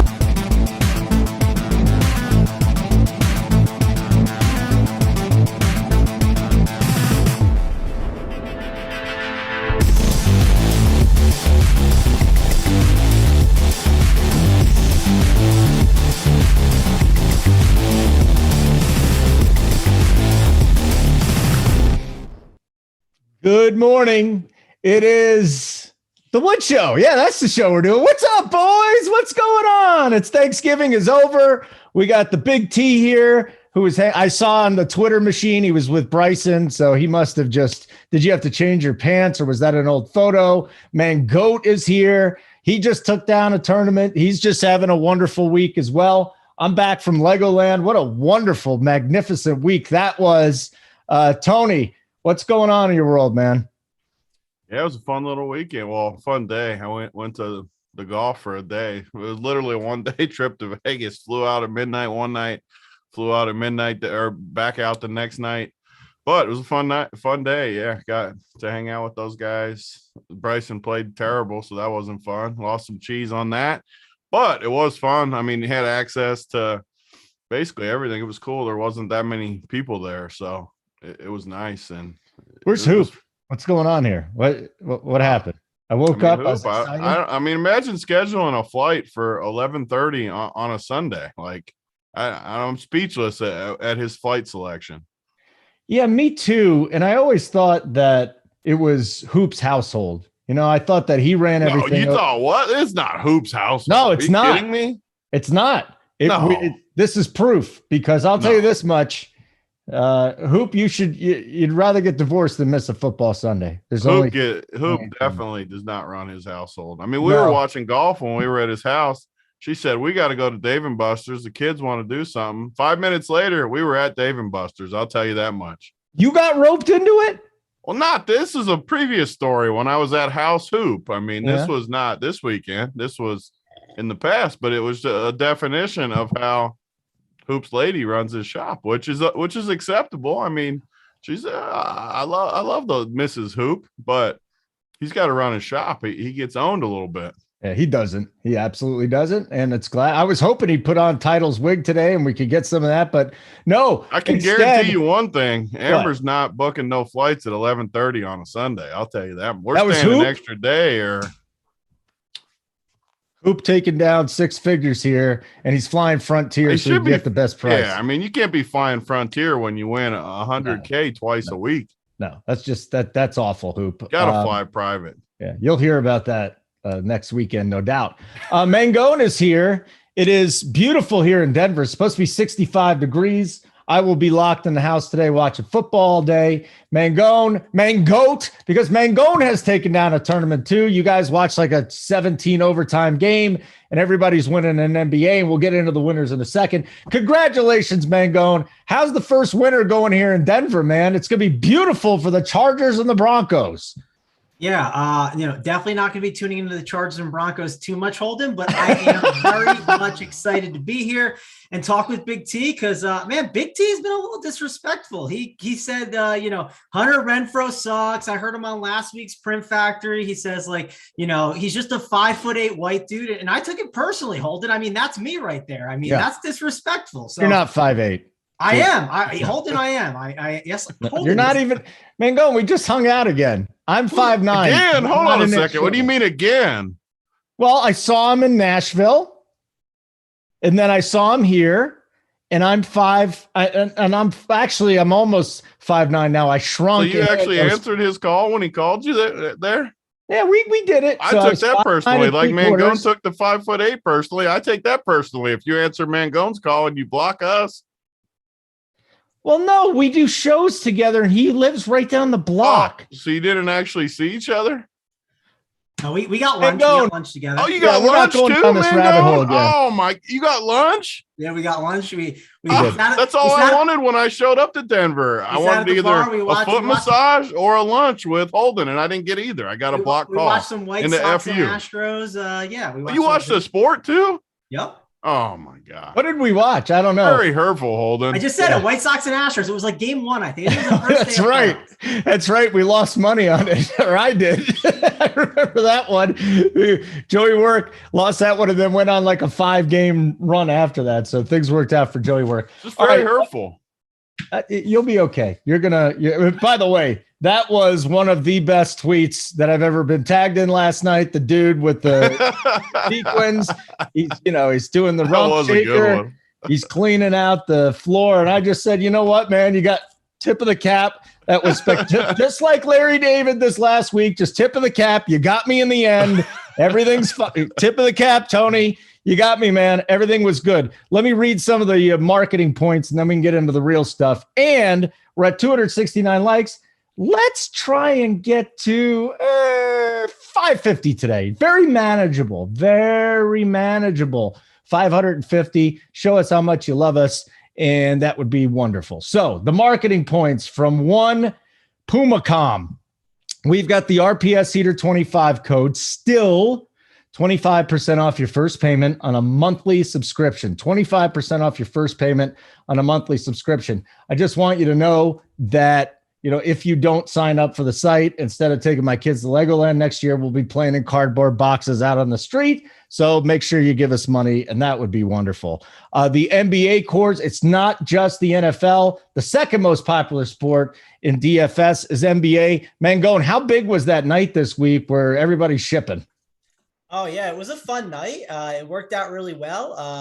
The overtime definitely helped. I was like, I don't know how much overtime is going to help me. And then once you get 3 overtimes, that really does help. So it was a lot of fun. I also picked up some tickets, Holden, right? I got some NHL tickets where, hey, I'll be using the Runpure content. We got all the sports one price, as Hoop likes to say. So I'll be using all of that. We got college football tickets and one in there. So we got it all. Pretty excited to, kind of close out the season with all these sports, and should be a fun time. We got NFL today, which, hey, Holden, we're running out of NFL weeks, right? I think it's week 12. We got all the way until week 18. That. Like, soak them in, Holden. Like, enjoy today. Don't just like, don't be like, oh, I'm sick of this, like, and turn the games off if it's not going well. Like, watch them all, enjoy it, because we don't got too many more of these left.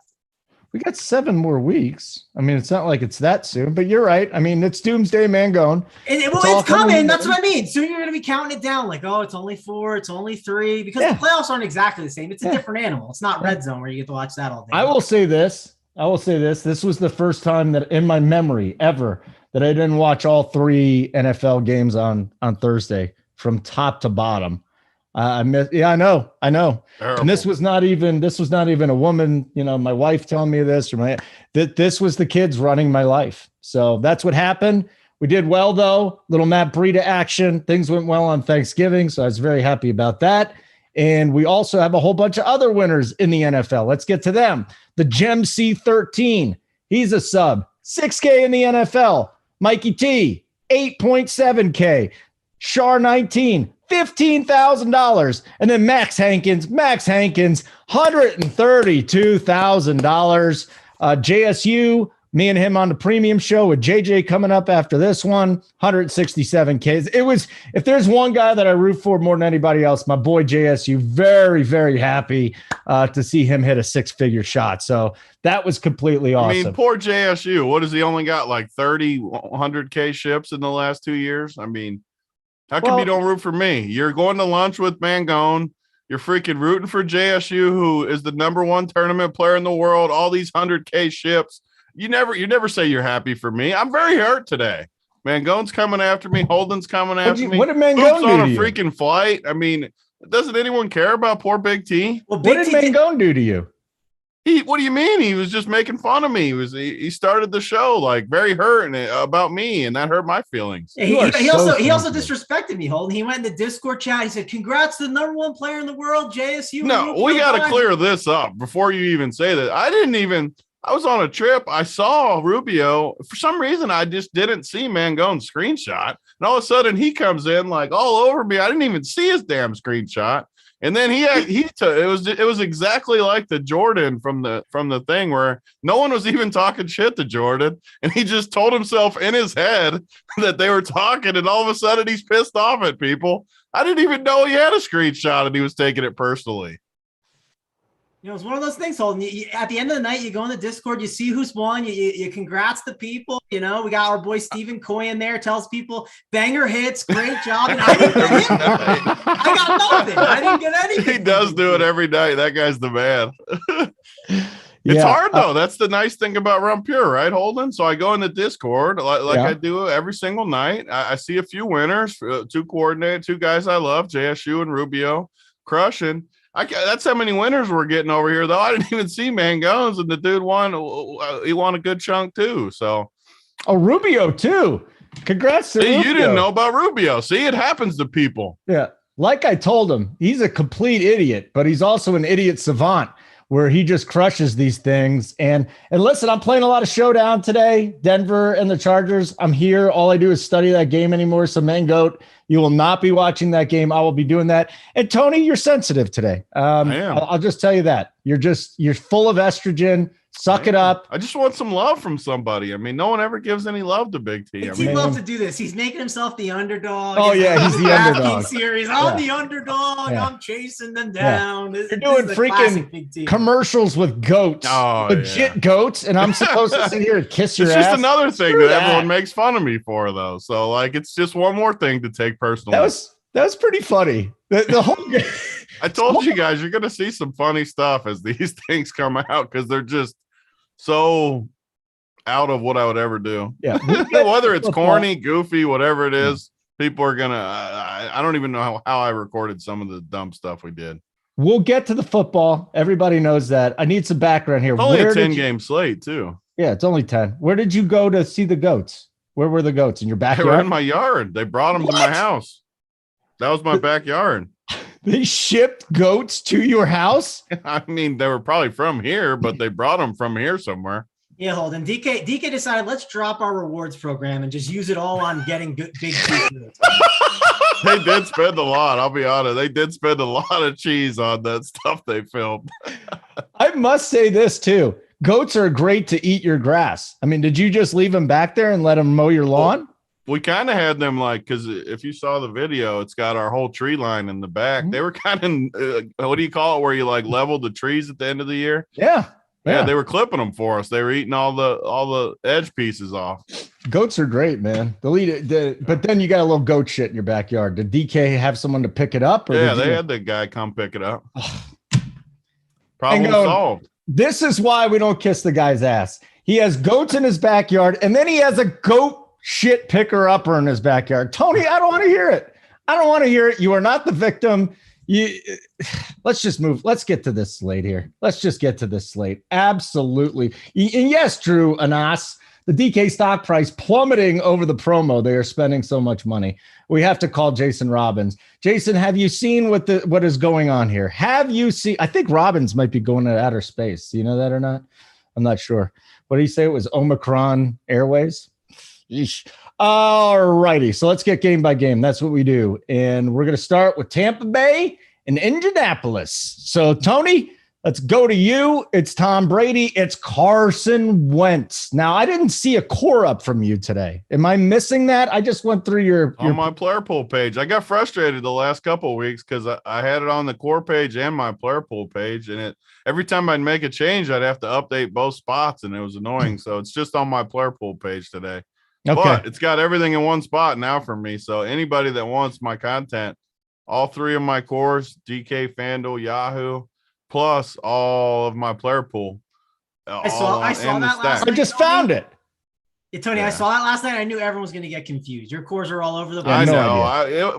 I kept what happened last week is I forgot to change it in one spot. So I had different cores and people will get used to it. It'll take them a second. They'll get used to it. You got to hit them with the ad, everyone, and say, "Hey, this is I'll do it right now." Good point. It's a good point. Well, let me just say this: if you're a subscriber and you're going, "Where's Big T's player pool?" Because I hit Simon up this morning. I'm like, "Is Big T gonna be here?" He's like, "Yes." And then I get shocked. Hoop is not here. So you'll see the player pool, all of his play, and this is what you get at RPS. You get all the players that are in his pool, JSU and AP too. And then below the player pool, you'll see the Dusty DK core, the FanDuel core, and the Yahoo core. So, and you can even see why I call it the Dusty DK core today. There's some dusty dudes in there, but there's quite a few. Good about it, aren't you? I feel really good about it. Is the funny part. All right, there is some dusty fellas in that. There are. Core. There are. I kind of like it though. So let's get into it here, and we'll start with that Tampa Bay Indianapolis game. How much Carson Wentz do you have this week? Who do you like from this game up and down? Yeah, I mean, I love this game. Obviously, I've been on Indy. Indy's my team. Tampa's going to score no matter who they play for the most part. I've been waiting for a game where we can get my Colts team to play from behind. I said it last week. I was hoping they would against Buffalo, and then they just flat out steamrolled them. I mean, have you been watching that Hard Knocks, Holden? I didn't even know my team was on Hard Knocks, and I watched it last night. Pretty cool to see some of that, but behind the scenes with the Colts stuff. But steamrolled Buffalo, And you would think today that it should at least be close game or hopefully chasing. I mean, can Brady get a lead and make Carson Wentz throw it a little bit so that they can't just sit on the ball? But either way, the nice thing about the Colts that we talk about every week, everything's going to go through Pittman and JT, which is nice. Yeah, I mean, if you look at my player pool, I'll still have some of the other guys in there because if I'm running 150, I'm going to cycle some of those guys through there because you never know what's going to happen in a shootout. But for the most part, everything goes through JT and Pittman, which makes it really nice to stack. Even if you got Brady with guys like Godwin, Evans, Gronk. I need to see if you guys are this is what the best part is about having you two on here. You two are the two best news people I know. And so Scotty Miller is going to be active today. Is that correct? What's the deal? Because all week I wanted to play Perriman because of how good he looked. Yeah. And if Scotty's back, I don't think I can play Perriman. What do we think about this before I talk more? I think we got to wait till we see the inactives with Scotty. What do we think though if he's active? Like, does that mean he's going to get all of those wide receiver 3 snaps? No. Or is Perriman still going to get – because Perriman looked good to me last week. He should have caught a 30, 40-yard touchdown, whatever it was. Got another couple of looks. That was his first week there, I believe. I could be wrong. Scotty's not the same guy, Tony.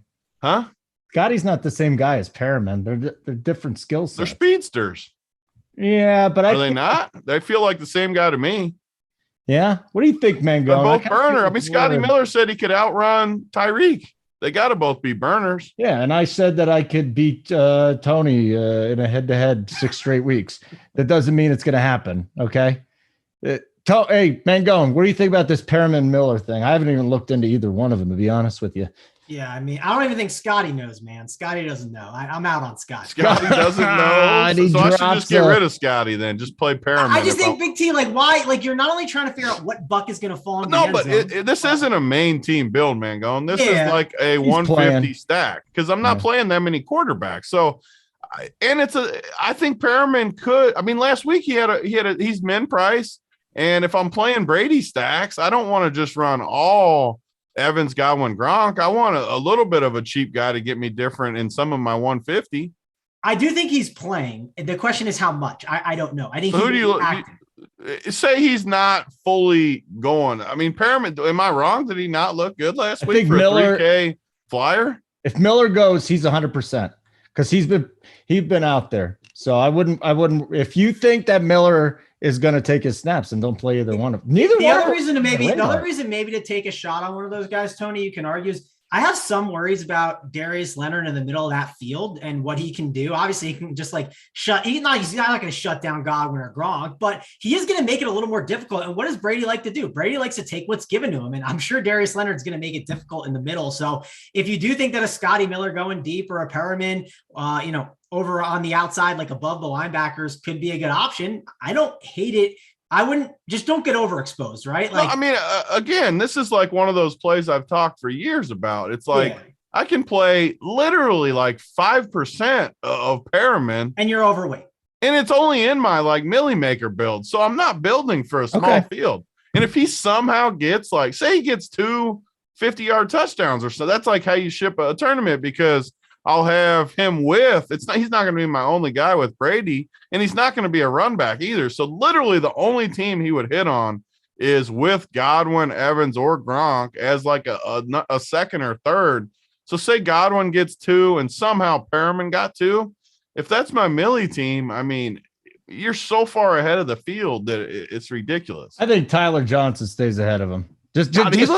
See, last week, this is the thing. This is why I like Perriman and why I don't have they just didn't really look at him all that much last week. I played Tyler last week in that spot, and I wish I had Perriman last week. So it was more of an eyeball test for me where I think that they liked Perriman more than Tyler Johnson. Seriously, like that was just straight eyeball test to me. It doesn't mean I'm right. Okay. So anything else we want to talk about from this game? I mean, what about the running game? Mangone hasn't even said nothing yet. Yeah, I love this game. I mean, I will have a bunch of stacks of this game. And there's a bunch of dusty pieces on the Colts side for number 2 pieces, like I talked about. I mean, if you tell me that Jonathan Taylor's like 1%, I'd be in. I don't know what's going to happen with him. I assume no one's. He playing can't him. be 1% anymore. He's right? unstoppable. I know He's just put but up that's too the many thing. big He's a games. guy like. He feels like I've said this. I said this a couple weeks ago. I think we're at a point in the year where we know the guys that are just going to keep absolutely just shoving every week. And I do think he's going to be really good this week. They're not just going to abandon the run and Carson Wentz is going to drop back and throw 50 times to Jack Doyle, Mo Alley Cox, and Michael Pittman. Like that's just not going to happen. They are going to stick to the run game unless they're down 21-0 or 28-0 early. They're simply going to. They're too good, I think, to get down too. Like exactly. That. So they're going to be still running the ball. I mean, if you, I'm sure a lot of people are going to say, oh, Taylor could, he's going to get absolutely stuffed, blah, blah, blah. Like, well, then bet the under on his prop, 80.5 is where it's at. Like he's going to be fine. The touchdown equity still seems pretty good. He's minus 200 to score. They're going to still pound the rock. What's that crazy stat, man, going that I saw? He's got like a crazy amount of games over 100 and a touchdown. I don't know how many. I'm sure it's something wild, but it's like 8 or 10 games over 100 and a touchdown. Like, that's crazy. Yep. I will say mix in Nahi Hines this week, Tony. I don't think it's a bad idea. I got him in he's one of those dusty guys I was talking about. Yeah. My plan for the Colts is to play either those 2 good guys and then all that line like Pascal, Hines, T.Y. a little bit, and then just, the dusty tight ends. I also think a lot of people are playing this stack. I think a lot, like, it's not crazy. Like people know, like this is going to be the obvious stack. I think on DK, if I think Mike Evans over Godwin is the move to go to. You could maybe see more people do that, and it's more of a split ownership. I don't know, but I prefer Evans to Godwin.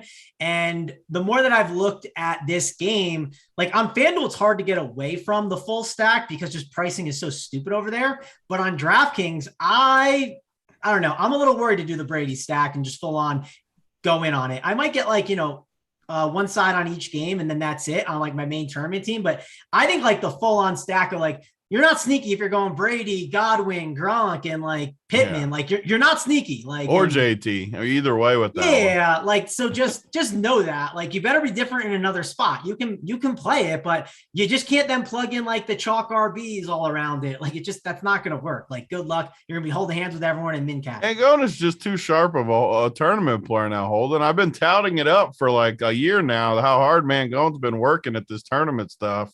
He's got tons of good takes with this stuff. You can't just jam all of the chalk in there. You can't. You only need a couple spots to be different too. You don't need to go crazy. That's where some people go the other way and go too crazy. You only need a couple leverage spots in there. Yeah, there's other games that I like as far as fun and leverage guys. Although this is a fun week though, right? Where we don't have these weird spreads. Like the last couple of weeks, we've had 17s and 15s and 12s and all these big today we got a lot of closer games, which is good for and all the totals are kind of similar. Well, also think about this, Tony. There's one that stands out, the 53 total that we're talking about now. Like, don't be the guy that's like, oh, there's no chance this doesn't bust. You've said this the past 5 weeks. Like, it'll bust. Yeah. There's ways it can bust. So don't worry. I'm not saying you fade it or don't play it, but there are ways it does not go the correct way. That's all. It's not like a can't miss spot. Okay. So any other players, because there's going to be a popular game. We know that. You just talked Godwin Evans. So I think that's big. Pittman, going to be some chalk today. Gronk, I think, is a great play. Brady just feels so comfortable with this dude. We talked about Taylor. No Fournette. I mean, is there any reason to roll Fournette out there today, guys? The Colts I like Fournette. I don't think he's a bad option at all. If you're not going to play that stack, I mean, that's a great way to just leverage the field completely. Yes, you can make the arguments Leonard Fournette could be dusty, but if he goes for 30, it's because he's probably running the ball in there. And let's just say he does catch the touchdown passes from Brady. Well, like not a lot of people are going to do like the Brady to Leonard Fournette and like, then if the wide receivers, not that they bust, but if they don't get the touchdown, or there's other wide receivers that outperform them on the slate, like you're fine. So I do think Leonard Fournette is firmly in play. He can easily get a receiving touchdown or a rushing touchdown and be one of the better running backs on this slate. I mean, 6.8K, it's just really cheap for a guy in the best offense that you can easily leverage a lot of these receivers.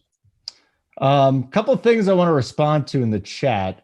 What the fuck is that on the front of your hoodie, Holden? This is Seattle. This just says Seattle. It's a beautiful throwback thing. My sister lives there. Second of all, am I on ecstasy? I'm not on ecstasy, guys. I've never tried that.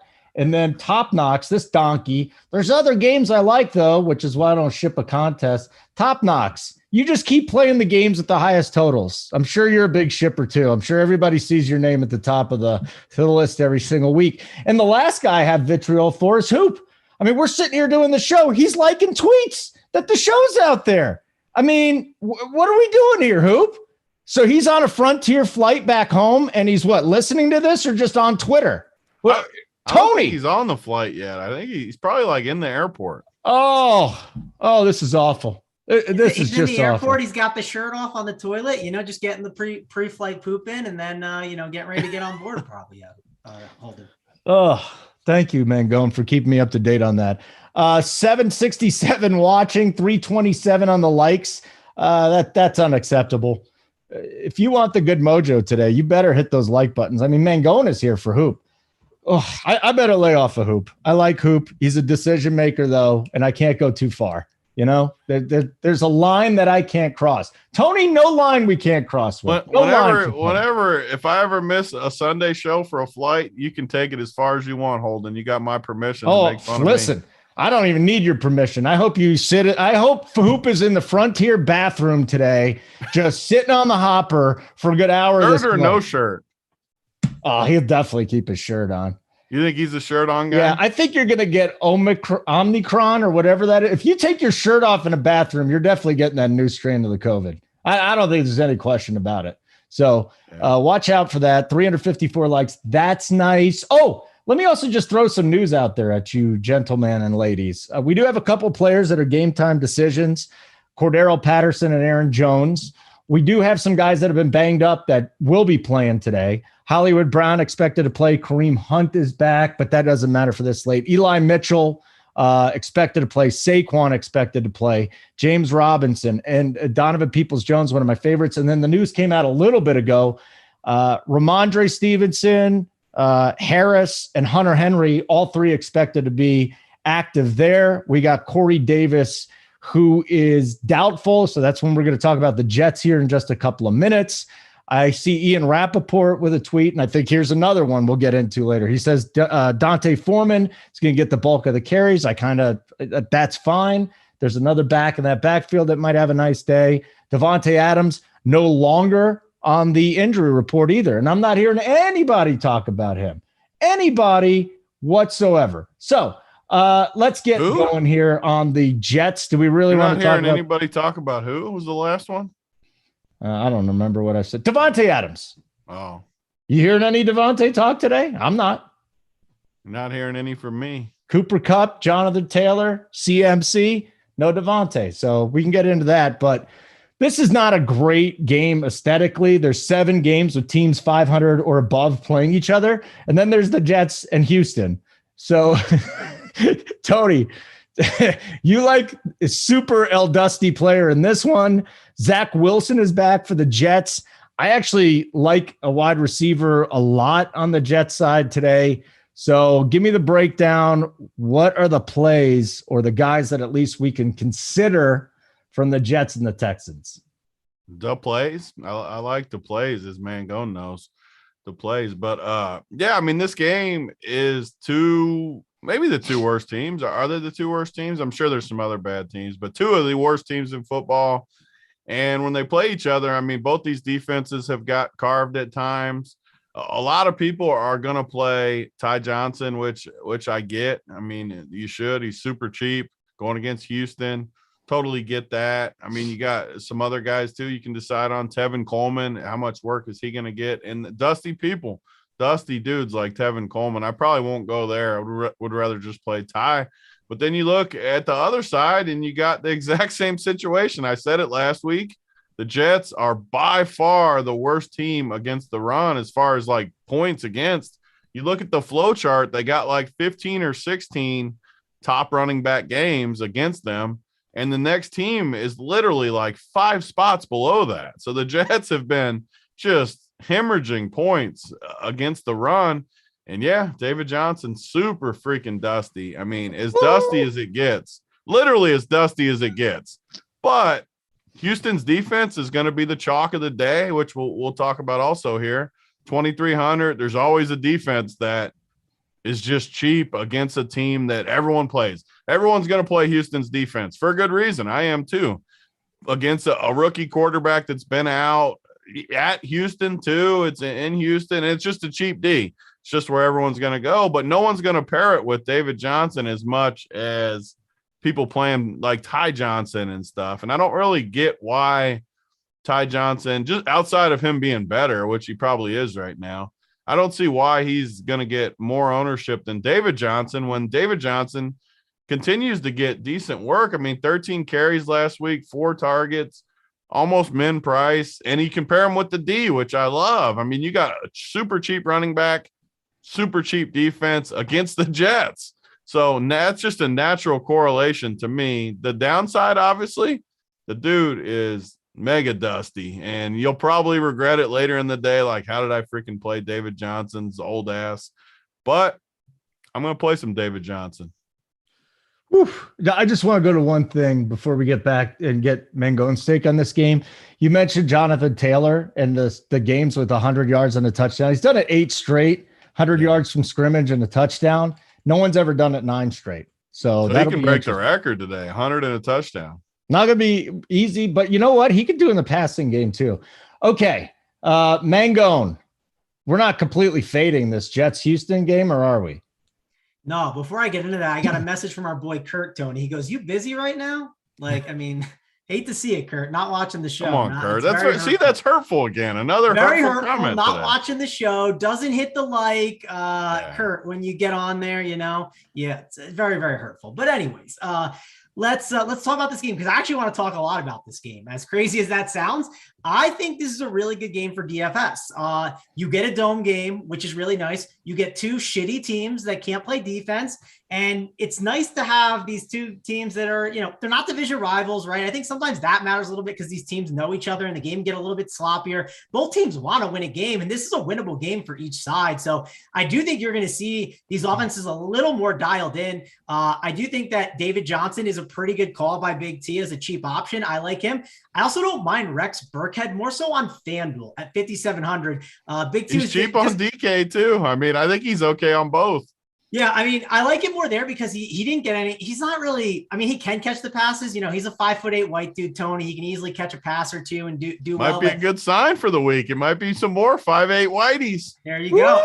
18 rushes last week. The Jets, I think, run D has given up to running backs over 30 fantasy points or some insane number. It's absolutely wild how much they've been getting crushed. So I do think that you want to be playing, some of these running backs, mixing and matching them in your 150. The stack that I really like today is I think Brandon Cooks is a really good wide receiver option. I do think a lot of people are going to gravitate towards Pittman over Cooks, and I think you could see a little less ownership on Cooks than you might be seeing in projections. And I do think that Tyrod Taylor is a really good combination to pair up together. And Tyrod's a running quarterback. He's also cheap, and that just allows you to have a really nice construction where you can pay up for these really good raw point plays on these kind of dusty slates. I think it's good to be able to get some of these really great options. Like, you can easily get a CMC in there. You can get a Godwin, a Devontae Adams, a Cooper Kupp. You can just grab one of those raw points guys that can get you 30 and just carry you over the finish line. And a Tyrod Taylor, Brandon Cooks stack with Ryan Griffin in a little bit of a revenge game at 2.6K or 2.7. It's really cheap. I'm not saying he's going to be a guy that breaks the slate, but what I'm saying is tight end kind of sucks, and pay all the way down, and it gets you all of this salary to be able to get in those other great stacks. You can get in Bucks and Colts options. You can get in some of these really good Bengals and Steelers guys like a Najee Harris and a Jamar Chase stack. You can mix that in throughout that stack, and it allows you to do so much with your lineup. You also get a running quarterback. You get one guy that if the Texans go off, if they put up 21 to 28 points, Brandon Cooks is going to probably be a part of it. It's just simple. He's going to get catches. He's going to help move it down the field. I just think that's one of the better stacks of the day, as crazy as it sounds, because of what it allows you to do for your entire lineup while everyone else is jamming in Brady and Godwin and Pittman, which again, I don't think they're bad plays. I think they're great, but it gives you a completely different construction for cheap, and I like the value on it. Boy, so we found some guys in here. So I said I did like a player, and a lot of people are going to gravitate toward Jamison Crowder, but I want to ask both of you guys about Elijah Moore because I love the kid's talent, and obviously the coaching staff finally realized that he's their most dynamic pass catcher. But the question is, with Zach Wilson coming back, is he worth a damn? That's what I'm concerned about, guys. Zach Wilson actually coming back. At least Flacco, we knew he was going to try and push the ball to him. Can Zach Wilson actually get the ball to any of these guys consistently? Yes or no? Mangone? Big T's on mute, but my answer is no. I think Zach Wilson's he's gonna have some struggles, but he does hit the slot a lot, right? That's so far in his short career. That's what we've seen on the Jets offense. I do know there were some talks about like, oh, the Jets don't really know. Like the reason why Zach Wilson was so bad in this offense because he was trying to throw that deep ball so much. He didn't understand what this offense is. It's more about the short yardage plays. And I do think you could see Jamison Crowder get pepper in the slot a little bit. And I think he is probably my favorite receiver if I have to pick a Jets receiver to run back or get exposure to in this game. So I think Wilson will be a little bit better, but he's going to have his struggles. He's had some issues against this Texans, like the style defense they play. I think it's like Tampa 2 or whatever. So yeah. It's concerning for me, Tony. Like I really like Moore. I hate this Jets passing game. Okay, good. I like Houston. I mean, Elijah Moore, we were just paying $4K for him. I know he's gone off 5 straight weeks. I've actually played. I mean, ever since that night, Holden got me on him versus the Colts on that Thursday game or whatever, Monday, Thursday, whatever island game it was. I've been on him. He's crushed the 3 straight weeks, but his price is up there now. I mean, he's 64 on FanDuel, 56 on DK. There's so many good guys in that range that I don't know. I just don't see it. I'd rather not go that direction. But if I did, I would just fully stack it. Like if you like this game, there's a lot of ways to go. And like Mangone said, these aren't division games. A lot of stuff can happen in this game. There's a wide range of outcomes. It could totally suck and just totally be like, how did we play pieces from this game? These teams are so awful. But there is a path where this game does shoot out a little bit and get high 20s, low 30s, and you got a lot of cheap pieces against bad defense. So, I mean, I don't hate it. I've thought spots are way worse than this in the past. I'm not going to play the passing games, but I wouldn't be shocked if it did, though. I wouldn't make fun of you for it. All right. The only issue I have with these passing games and like playing them, like if you did like a Crowder and a Cooks, is wide receiver does seem like there's so many elite options. And that's why I like going to the tight end with Griffin, because I feel like I'm not taking up a wide receiver spot and I'm just knocking out a position that I think absolutely sucks. I'm able to go grab all these elite options. And that's one main reason why I'm doing it. You can even do a Ty Johnson mixed in there, but I don't think it's as great. And I kind of agreed with what Big T said. I kind of like David Johnson a little bit over Ty Johnson.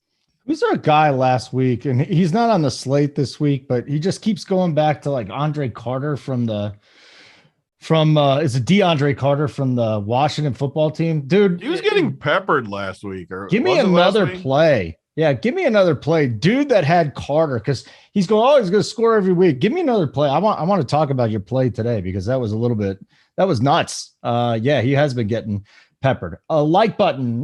We're at 390. Oh, we're cruising along here. 842 watching, 398 on the like side. So 550 is the goal. Give us the mojo. We love that. RPS trigger words or crutch words. Mojo would be one of them. Hurtful would be one of them. Imagine would be one of them. Workbench, edibles, rich parents, members never win. And the last thing would be Nick. Nick, I love you. You're in the chat all the time. But he says you got to keep you got to poop with the shirt on. And again, the official stance of this show, that is exactly the opposite. You should try it sometime. Why would you have to with it on? Like I don't even understand the reasoning for keeping it on. Like, why are you keeping it on? Are you scared to just get in there and grind a little bit? I mean, I'm a grinder. I don't mind grinding. No, your grinding's wonderful. So that's what we got. What's there. the advantage to keeping the shirt on though, Holden? Like I said, it's refreshing. I wouldn't do it. Refreshing to keep it on? No, to take it off. And I wouldn't. Yeah, and I wouldn't do it in an airplane, though. That's the only place I would keep it. Where do you put your shirt if you're in an airplane? Right. It's dirty in on there. On your leg or something? Yeah. Keep it on. Keep it on. No one wants to even have to worry about seeing that if the door pops open. So that's what we got going on right now. RPS Eater 25% off your first payment of a monthly installment. The boys are rolling in NBA. We got Mangone here taking care of it with Big T this afternoon or this morning or whatever the hell time it is. And we're having fun. So just a 10-game slate. This is an interesting one. And I know a couple guys on the bet side. Mangone, I'm going to go to you first on this game. A couple guys on the bet side looking for some points in this game. Now, Philadelphia has absolutely changed up their offense. After the first 7 weeks, Sirianni said, okay, maybe Jalen Hurts should not throw the ball 40 times a game anymore. Maybe that's not the path to us winning these football games. Getting it done with his legs. He scored 3 times on the ground last week. Get your thoughts on Jalen Hurts. Miles Sanders. I mean, Boston Scott is a guy that has had a ton of success against the Giants. He routinely scores touchdowns against the Giants. What does that mean for Miles Sanders? Devontae Smith has been playing well. Is there anybody on the Giant side you're interested in? Evan Engram, possibly. Dallas Goddard from Philadelphia. He's priced. He's still in 5K at 4.8. And ever since he signed that deal and Zach Ertz has been gone, they're feeding him the ball. Mangone, Philly at the Giants. Yeah, Dallas Goddard is fine. I'm not like going out of my way to get him. Philly is running the ball a little bit more. And this is one of the bigger like offensive line and defensive line matchups on the slate where the O-line will probably kill that Giants D-line. It's a really, really tough spot for the Giants. I expect the Eagles to do pretty well. You could play Jalen Hurts if you want to, but I don't need to go there today. He's pretty expensive. If he runs there and gets there, sure, that's fine. He's probably a decent leverage off one of the chalkier options. Miles Sanders is back in our life, and he's really cheap. So the argument to be playing Jalen Sanders is, hey, it's a nice little leverage off of Miles Sanders. So probably don't play them together in tournaments. Play them separate. Hope that Jalen hope Jalen has a really big game. But I think Miles Sanders is a really great cash option. You just kind of have to, hold your nose a little bit because, hey, Boston Scott could go in there. Kenneth Gainwell could easily score. Hurts could steal it, but it is a pretty good spot for Sanders. They run the ball a ton. They're likely going to be up. I think they're good options. Saquon Barkley's price tag is it's solid, but I don't know if I want to just go there yet. I think there's better options in his range. And then if you look at these Giants receivers, you can mix and match like a Kenny Galladay or a Slayton. You could take a shot on Evan Ingram like we do, 5 times a year, and it never works out. But I don't want to mess with the Giants side. I'm pretty much off of that. And I think Sanders is the best cash game option. I think Hurts is an interesting leverage option, and you can pair with one of his pass catchers, but I wouldn't want to double barrel do it, right? I wouldn't want to go Dallas Goddard, Smith, and Jalen Hurts today. I don't think. I'd want to just kind of take only one of them with it. Okay. Tony, what about this game? Do you like anybody? Is anybody going in your cores or your player pool today from Philly and the Giants or from Philly? Yeah, Philly and the Giants. Yeah, man, the Giants hurt my feelings on whatever night that was, Monday night, Sunday night. They were so bad. I mean, Danny Dimes. Oh, he is just way worse than I originally thought he was. I kind of thought he was decent for a while. I mean, just hanging in there. He could run a little bit. He just is so bad. The Giants have a ton of weapons, and they just don't use any of them. Their offense just sucks. I mean, there was those clips of them running routes with 4 receivers in the same general 5-yard area. Just total disaster on offense. So I agree with Mangone. Even Saquon feels cheap, but this game could play slow too, especially if Philly gets the lead and kind of does what they do and grind the clock. And I don't know. Miles Sanders is the only guy for me, and I like him a lot because of what Mangone said. The Giants just are going to get dominated up front, and I actually think Miles Sanders, I wasn't on him early in the year, and I got lucky. 16 carries last week was a season high, though, and everyone's talking about Boston Scott, which I get. I was on Boston Scott a few of those weeks, and I like Miles Sanders today reluctantly. I think he could have a big day, and the price is just so cheap. I mean, 5,100 on DraftKings. Everyone's talking about those cheap guys in the 4Ks for good reason. Those are good plays too. It's just one of those weeks where a lot of these dusty, cheap running backs, I think, are great plays, and Miles Sanders is one of them. I might regret it later, but man, that price tag is cheap. Yeah, okay. And listen, he's 5,100, and he's got the fresh legs, right? I mean, He hasn't really played as much this year because he's a little banged up. So the Colonel Sanders, he's going to take us home. I feel good about Miles getting it done. Colonel Sanders. So there was one of Kenny Galladay was a guy I was kind of digging into. I He just did sucks, place, man. huh? Just like he's dusty. He's always Well, hurt. if we're talking about dusty guys, right? Yeah. It's disgusting, but he's had 3 red zone targets. You know what? Maybe that's more of just an anytime touchdown score thing than an actual. I mean, he's play. 5,100. I understand it. Like if you're doing Yeah. your MME, like it's. I think Tony, do you have any in your player pool this week? I pulled a sleeping move and wasn't Kenny paying attention. Galladay. He has no guy. Man, he hurt me last week. It could be just I'm letting that game impact me too much, but it's been all year. Every time I've tried to make him happen, he's not getting work, and they have too many weapons. I just can't. I literally can't do it. I can't go there. Okay. Yeah, and like I said, I wish I could though. Like I really do wish I could. They just aren't getting him looks. We got a whole bunch of games to do still. I'm having a good time. We got Mangoat here. We got Big T here. And I want to tell you, and we did this again, and I couldn't find Big T's course. So I'm going to say this again because we're getting questions in the chat. Subscribers, go to Big T's player pool, okay? So you obviously go to the NFL side, scroll down, you get AP's player pool, you get JSU's player pool. That's the other thing about being a subscriber. You get all the guys in their player pools here. And then Big T's player pool. So you go to that, you scroll down right below the player pool. You'll see Dusty DK Core, FanDuel Core, Yahoo Core. And that is it. And then you get the stacks on top of that. So you've got a whole bunch of different quarterbacks there that you're stacking with. That's what's going on here. And if you're interested in getting all this and more, we got the NBA, NHL, college basketball, so many different sports going on right now.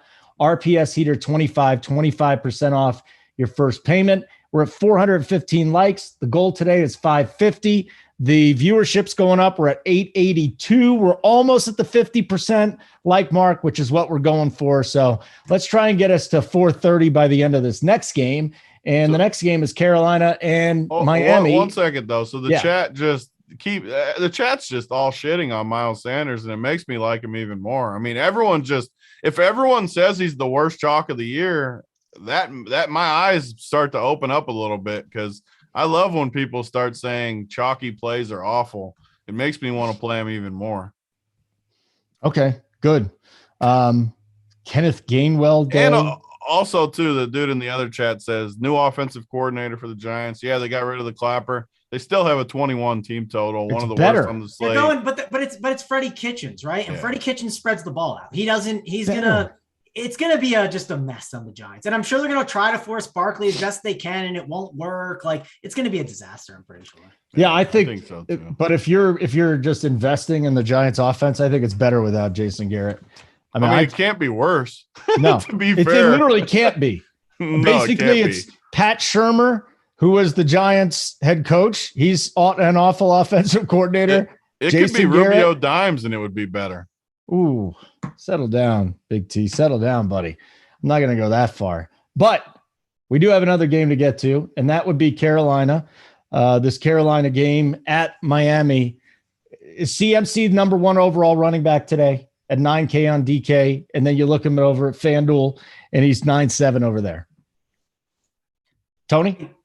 Yeah, I mean, he is the only top running back today as far as at the top, at least for me. I don't see anything else up there. If you're not going cheap, I'm going up to McCaffrey. Great spot versus Miami. And the volume has just been elite since he's come back. I mean, last week, I felt like he had a bad game. I feel like he almost hit his floor the last 2 weeks, and he still gets you mid-20s. Which is just absurd. I still think the 40 bomb's coming. It might be today, might be next week. The volume is just elite, though. We have tons of value on this slate. McCaffrey, is definitely a building block for me on this slate. I want the security, too, because the 2 receivers that we'll get to in a minute, Devontae and Kupp, they're nice, but they're still at receiver. There's a lot of good receiver plays. Tough matchup, I think, there, too, for both of them. Somewhat tough. And McCaffrey doesn't really have those same obstacles. Although Miami has been playing better, the volume is just too elite for me, though. I'm going to have a ton of McCaffrey. Okay. Let's go through the rest of this game, though. So the rest of the plays. I could see a Newton CMC stack there. That might be fine. For some reason, Gaskin, again, because of the volume, I don't know. I think I played him one time this year. Wide receiver, my play of the day is going to be Jalen Waddle again. He's just getting force-fed these targets. He's one of the most talented wide receivers in the game. We don't talk about him a lot because he's in Miami, but he's been going berserk. And then Gesicki might be an option too, Tony. Any other pieces from this Carolina-Miami game that you would want to target? I just haven't picked on Carolina's D all that much, especially with Miami. I don't know. I'm not going to have any other pieces, but I could see Waddle. If I was playing anyone, it would be Waddle. It's interesting because Carolina's defense has been amazing, but they have struggled against wide receiver ones, 31st in DVOA against wide receiver ones. But then you look at Waddle, he does have, he hasn't hit 85 yards yet in this season. He gets peppered though, which is good. Like you said, I mean, yeah, this is the bust out to me. I'm all over Jalen Waddle today. So we'll see what happens. Hey, Mango, give me some then. I don't ever fade your feel.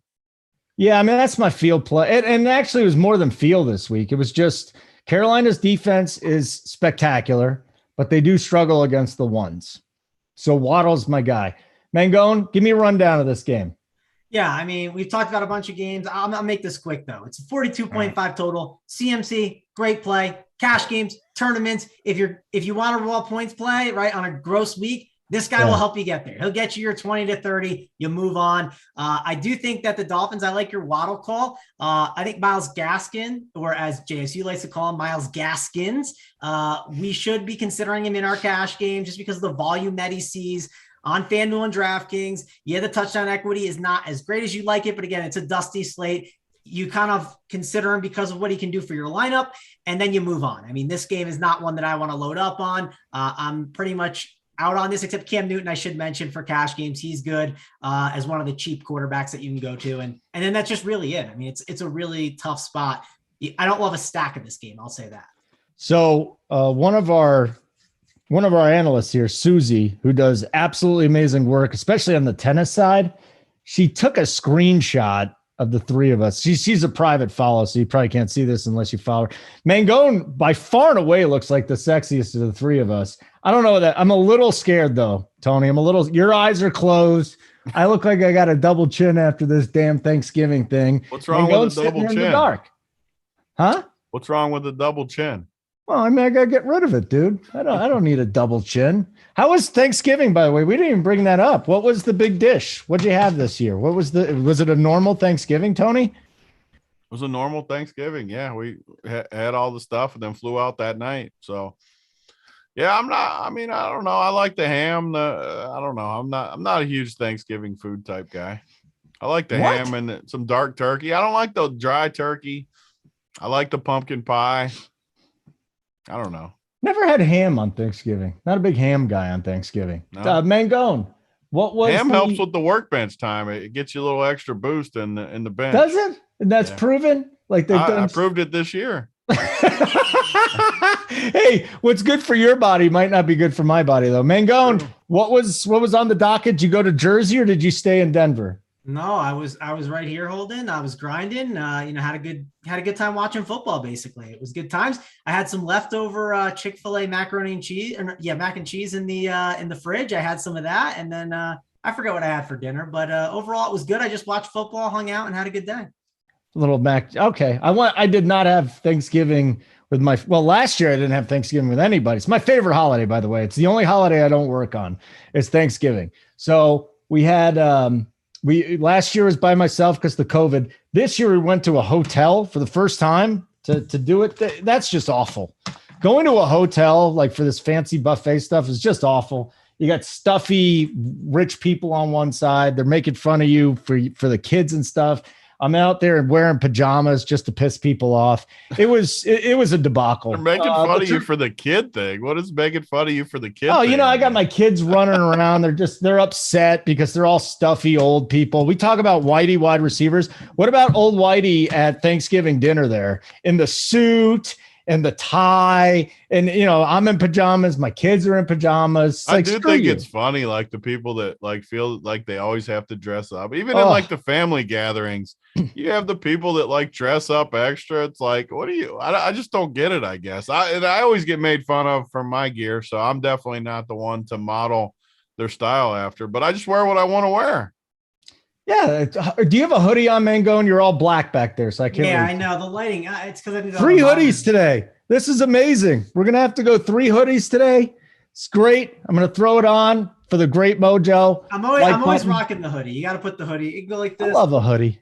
Yeah, I've always been a hoodie guy. It's a wonderful piece of clothing, and it should be the anchor. Yeah, it should be the anchor. Also, did you put some new stuff up in the RPS store? Here we go. We'll go triple hoodie. Is there new stuff in the RPS store? But I put it up in the coordinator spot for whoever wants it. I might give some stuff out to I'm scared to put it up for like everyone because, man, when I put it up, everyone's going to want this stuff. And I don't know how I'm going to manage it. Honestly, there's going to be too many people.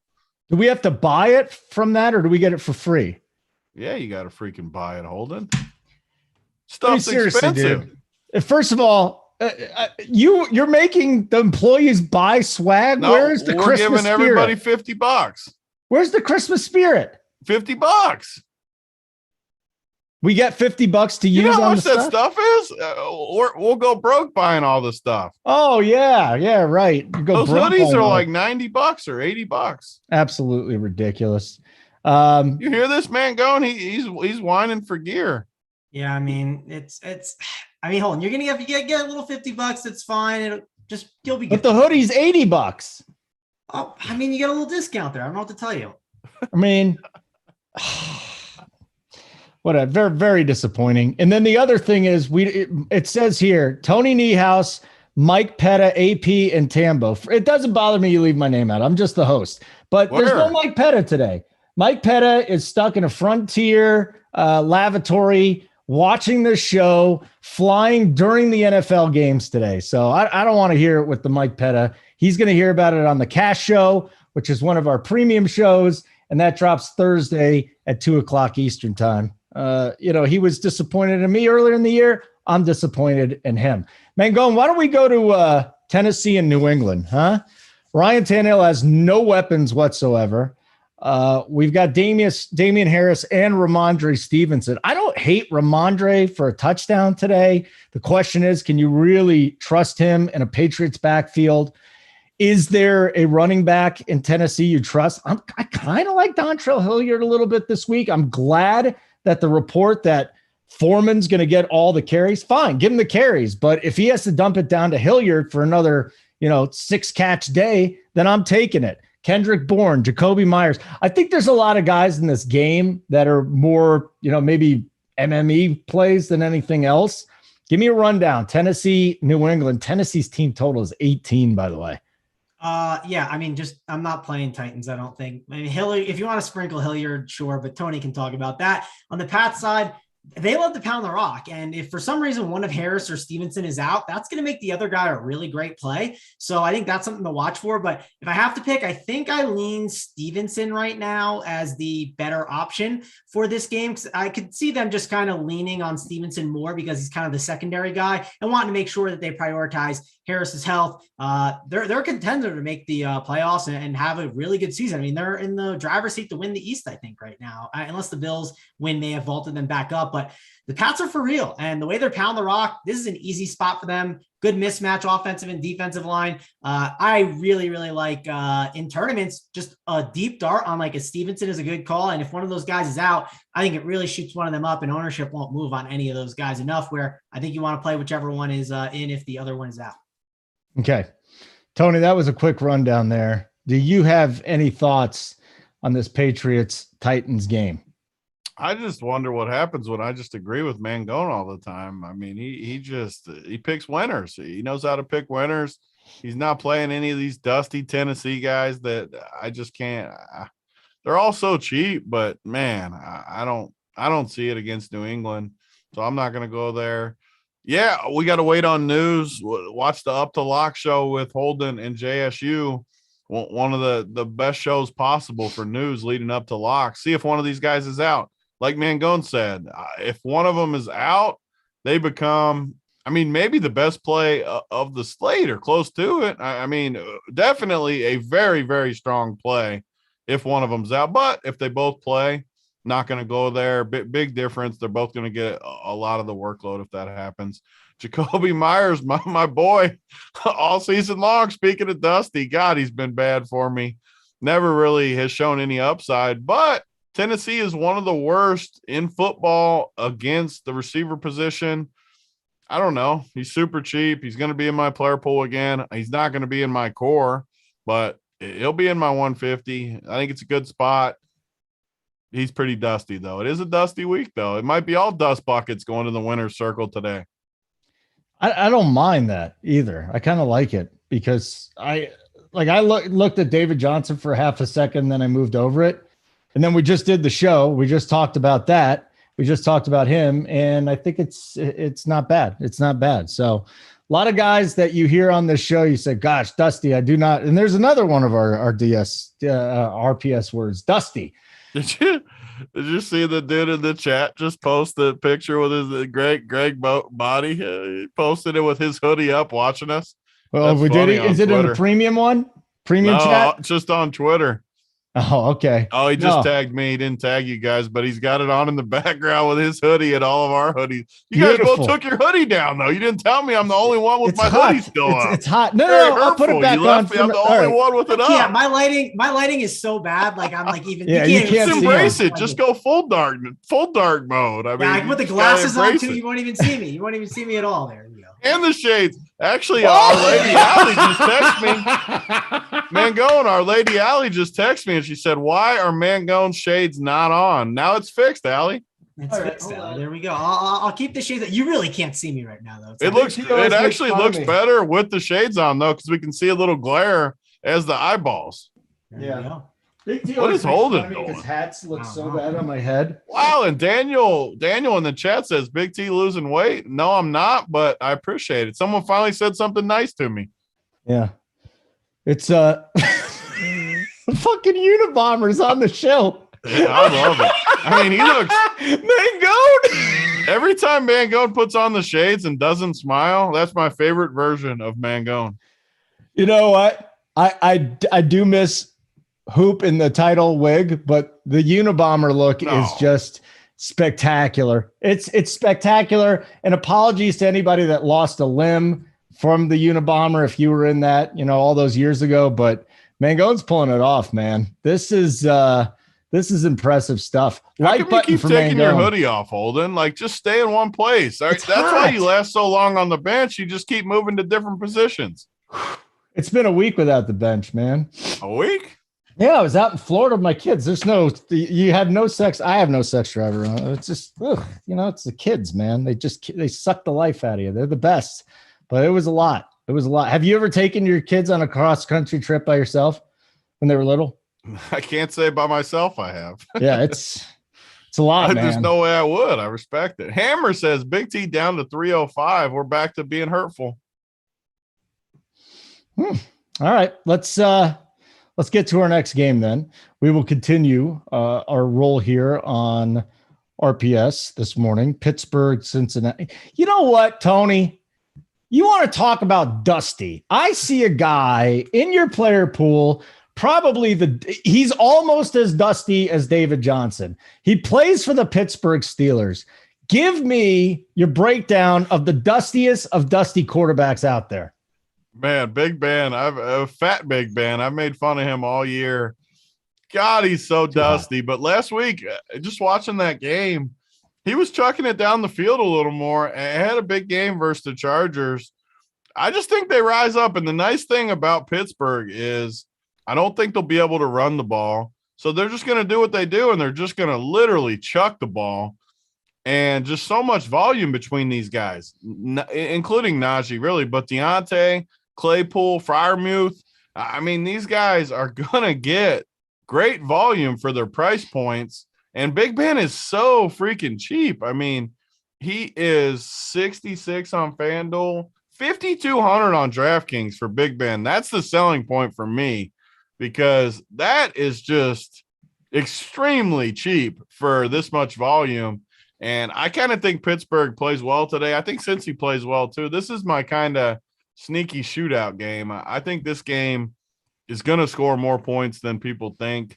And I just like the weapons. Both teams have defined like trees of people 3 or 4 deep, which I love. And when I'm stacking a game, Pittsburgh side, like I said, you got those 3 plus Najee. The Bengals side, obviously Mixon, Chase, Boyd, and Higgins. I mean, those are really the only options for me. And I like it. It's dusty, but that's the theme of the week, going with some of these dusty guys. And this is my favorite game based on pricing. Some of these prices are just so cheap. T. Higgins let everyone down last week. The dude's 5,400. That is just extremely cheap. Boyd's cheap. I love this game. Uncle T, Big Ben should be 4,200. Yeah. Uncle Big Ben's T. rough. Oh, that is a millie maker. You know what? That's what I'm going to throw the Big T. I'm going to throw the Big T core in the millie maker. Then that's going to be it. If Ben goes off, what's he going to be at? 2%? Like no one's on Ben. No one. Quarterbacks always spread around. I know, but 2%. Big Ben. I mean, how much did he go for last week? He went for like 20, a hard-earned 23. I mean, that was hard-earned. Unabomber, any thoughts on the Bengals and the Steelers? Yeah, I like the Bengals Steelers game. I think it's a really good game. You can't argue with Harris and Deontay Johnson. You know why? Because they suck so much, the Steelers. And what's going to happen is Big Ben is going to throw these passes on a week where we're not going to have scores in the 400s. We're not going to have everyone saying, oh, I got all these flames in my lineup. And, you know, I just can't win today. I'm not making any money with all these flames. But all you got to do is take the PPR production with Deontay Johnson. You take the PPR production with Harris, and you call it a day. And also, Claypool at like 2% at $6K is a really, really good option as well. So I think all 3 are good. And listen, it's such a bad week. I don't mind the fat Big Ben play by Big T. I think it's perfectly fine. I don't like Burrow as much. I do think we want to take notice of Joe Mixon's volume. He's just getting fed so much. So I think the run back is either Mixon, it's Jamar Chase, or it's Higgins. I would say I list them as Chase is my number 1. Then I'd say Mixon 2, and then Higgins 3. Higgins is really cheap though, and he kind of helps make things work. So I'm sure if you're hand building, when you put Chase in, it's a little more difficult. And then when you put Higgins, it makes your lineups a lot easier. I think you'll notice that if you're hand building. So that's just something to mention. I do think forcing in a Chase though will get you a lot lower ownership because of that 2K difference. He's gonna nuke too. Like he's going off today, Chase. Yeah, I love Chase in this spot. I'm trying my best. Like I'm trying my best to get a exposure to that as like a skinny stack and do like a Claypool and a Chase. Like I think that stack is just like right there. You plug those 2 guys in, you can just pound some chalk all around it and you're perfectly fine. So one thing you shit on Burrow a little bit. I think Burrow is a better play on FanDuel at 7,100. Like on DK, he's 62 and Ben is whatever I said, 52. So you got a huge discount. On FanDuel, it's not as much of a discount. And if you look a little closer at Burrow, like he's been way better. He's just had 2 bad games, but last week they were just smothering the Raiders, so he didn't have to throw. So he's really only had the 1 bad game. On FanDuel, I like him a lot at 7,100. He's just a big discount off of some of those top price guys. When did it get to the point, Mangone, where Big T and Mangone just lock arm in arm every slate, just straight to the winner's circle, arm in arm, Holden? People hate to see it. They hate when Big T and Mangone lock arm in arm. They get rattled. I don't know what you're talking about. I will say this though. It is a little, it's like you and K Phallic were on the same page a while. Yeah, now I dumped K Phallic for Mangone. Yeah, and now Mangone is back in the circle of trust. Is that why K Phallic's always coming at me in the chat? Yeah, he's jealous. That's very hurtful, K Phallic. No, again, very because I'm in Denver too. It's just all aligned. You know, I'm in the mountains back where Big T grew up. I think it's just all lining up. You are not in the mountains. You're just about in the flattest part of Denver as there is. Holden, you don't know where I live. I don't want to say, but I mean, the you word live hill in Parker. I can give your address out if you want to. I can give your address. Don't do would that. never We do don't want that. Slappy lurking. I'll tell you that right now. I would never do that. I would never do that. 909 watching, 456 on the likes. We're 94 shy of where we need to be.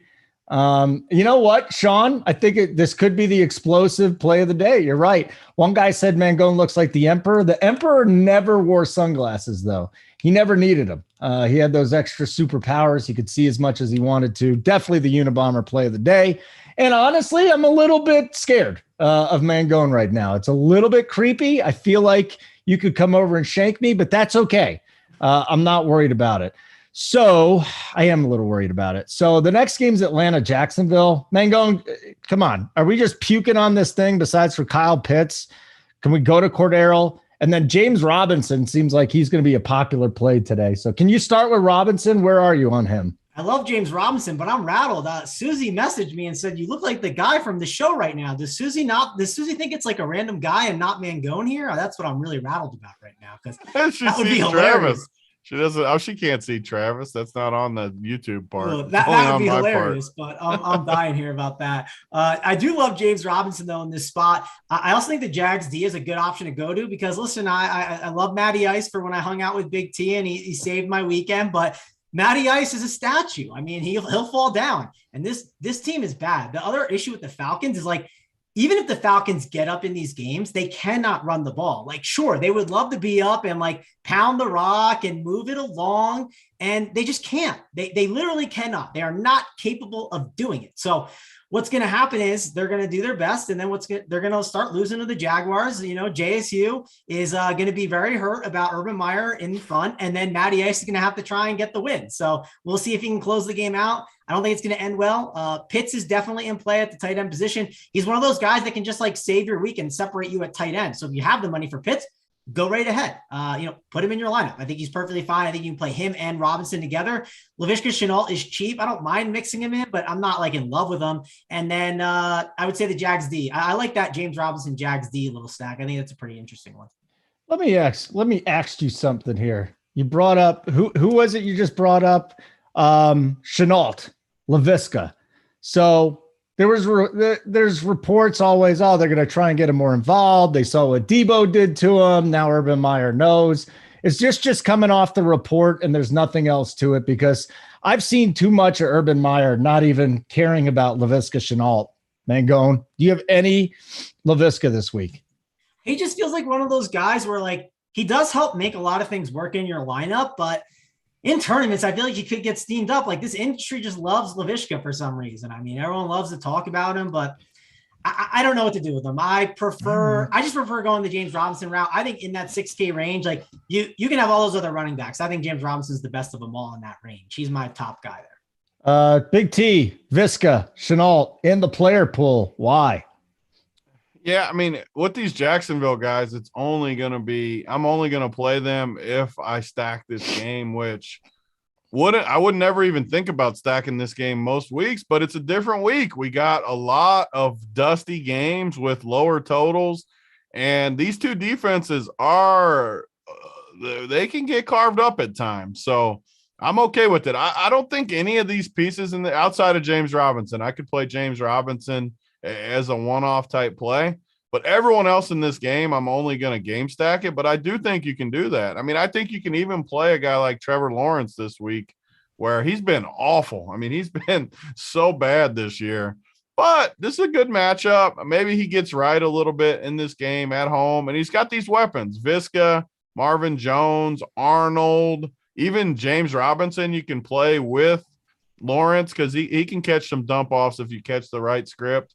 So I like that. And then Atlanta is the perfect run backs for a game stack. I mean, Patterson, as long as he plays, Pitts, Gage, Zacchaeus, even. Again, I'm only playing these guys in a game stack, not as one-offs. But if you're stacking it up, I think all these guys are in play. And, I mean, this total is somewhat high, 46, 47 it looks like. And I don't know. It's like if I'm doing a millie, I'm going to play 10% Trevor Lawrence stacks of this game. 10% Trevor Lawrence stacks of this game. Okay. So by stacks, I mean, just go in on it too. Like play two weapons, play one or two run backs, and just go with it. Yeah, I think the James Robinson call is a really interesting one because he doesn't go. He kind of has a nice little floor. I wonder what the ceiling's going to be. He's going to have to fall in the end zone 2 times today to really to be on the winner. I think. Not hard to fall in the end zone when Matty Ice falls for like a sack for like 3rd and like 30, and then like they punt the ball and like they just got short fields all game. I mean, all right, fine. I'm not gonna James Robinson anytime touchdown. Just book it. James Robinson anytime touchdown. Book it. All right, I'll have to get that one in. It's not a plus money though. I don't know. It's probably minus 110. So minus 110. Okay. I think I saw that last night. Probably even more higher than that. If it's only 110, you got a great line. Yeah. It's gotta be higher. Great show. If it's not, I'm gonna fire it hard because that is a gift. You're gonna fire it too? I mean, if it's 110, I'm gonna fire it for sure. That's a gift. Yeah. All right. We'll go look at it. I can't imagine that it's there either. But if it is, then I think we're all going to be on that then. No question. Yeah. Like button. Let's get to 550 today. Minus 105 anytime touch. Oh, what? Yeah, we're getting that Where? for sure. Where? DraftKings Sportsbook. All right. Going to the DK right now. Tony, don't put the bet down. I want you moving the line. Give me a minute. I'm serious, man. I want Luckily, I can't do DraftKings from my house, so you're good. Tony has to drive the board, so you got 30 minutes. You're good. Yeah, I gotta go with the guy on the corner to get my That's bet right. Oh, let me tell you something. That was so brutal this week. I was in Florida. Nothing is legal there. No gambling, no weed, no nothing. I had to hit. It's not legal doesn't mean you can't do it. Well, gambling is legal in Florida. You just can't use DraftKings Sportsbook. No. They had that Hard Rock Cafe. There's one book there. It's Hard Rock, and then there's this thing that this report came out that they're not going to take the bets or something was going to happen. I said, you know what? I'm not even bothering. They want my social security number. They want references and shit. I said, screw that. I'm not doing this. And I didn't. I had to call Keg from the bet side to throw in the Breida anytime touchdown for me. It was very tough, but at least you can play DFS there. I will give him that. All right, James Robinson, you better not have moved the line either. You sandbag and SOB. No, you didn't. Thank you very much. I appreciate that. James Robinson anytime touchdown. Now I have a reason to watch that game a little bit. Like button. We're closing in on 500. That's spectacular. Bovada. I can't say that. I got different sports book now. I used to work for Bovada though. You did. And I don't use any books that aren't legal anymore. I did lose some money in an offshore book. I do think Bovada though is pretty legit, but that kind of bothered me a little bit. We got the 4:00 games coming up now. And these are the juicy ones, guys. These are the juicy ones. So the Rams and Green Bay, there's a ton of news on Stafford right now. Get your thoughts on this, guys. He's got the elbow pain. He's got a twisted ankle. All these reports are coming out today. I don't know what you think of the Green Bay defense. I still am kind of buying them, despite the fact that they had a little rough outing recently. Aaron Jones is a game time decision. So do we want to roll with Dylan if Jones is active? Not so sure. If he's not, do we want to roll with Dylan? Henderson is a big name. Cooper Kupp, Devontae Adams. Tony, no one's talking Devontae Adams today at 8.6. He's 1,000 less than Cooper Kupp. I know Beckham, Van Jefferson, MVS. There is so much. And my guy Higbee, I'll be throwing him in the 4:00 slate. I think this is a nice matchup for Higbee against this Green Bay team that can be attacked at the tight end position. So a lot of goodness here, Tony. The question is, what are the pieces you'll have from it? Yeah, I mean, you got Cooper Kupp and Devontae at the top, both extremely expensive, both great play. I mean, two of the two best receivers in football, probably. I mean, right there with anyone. So I don't know though. This game, lower total. You're hearing about all these injuries. I mean, when you think about these two offenses, you would think this total could be upwards of 50, in the 50s even. It's only sitting in the mid 40s. And both quarterbacks are banged up. I mean, Rodgers is showing his freaking feet to the media. Love it. I mean, you got all this stuff that you're talking about with Stafford. So I get worried about paying these huge price tags for Devontae and Kupp. So I probably won't have much outside of the teams where it fits. If you stack up a cheap game and you can fit some of these guys, the thing is I'm still going to play McCaffrey over them.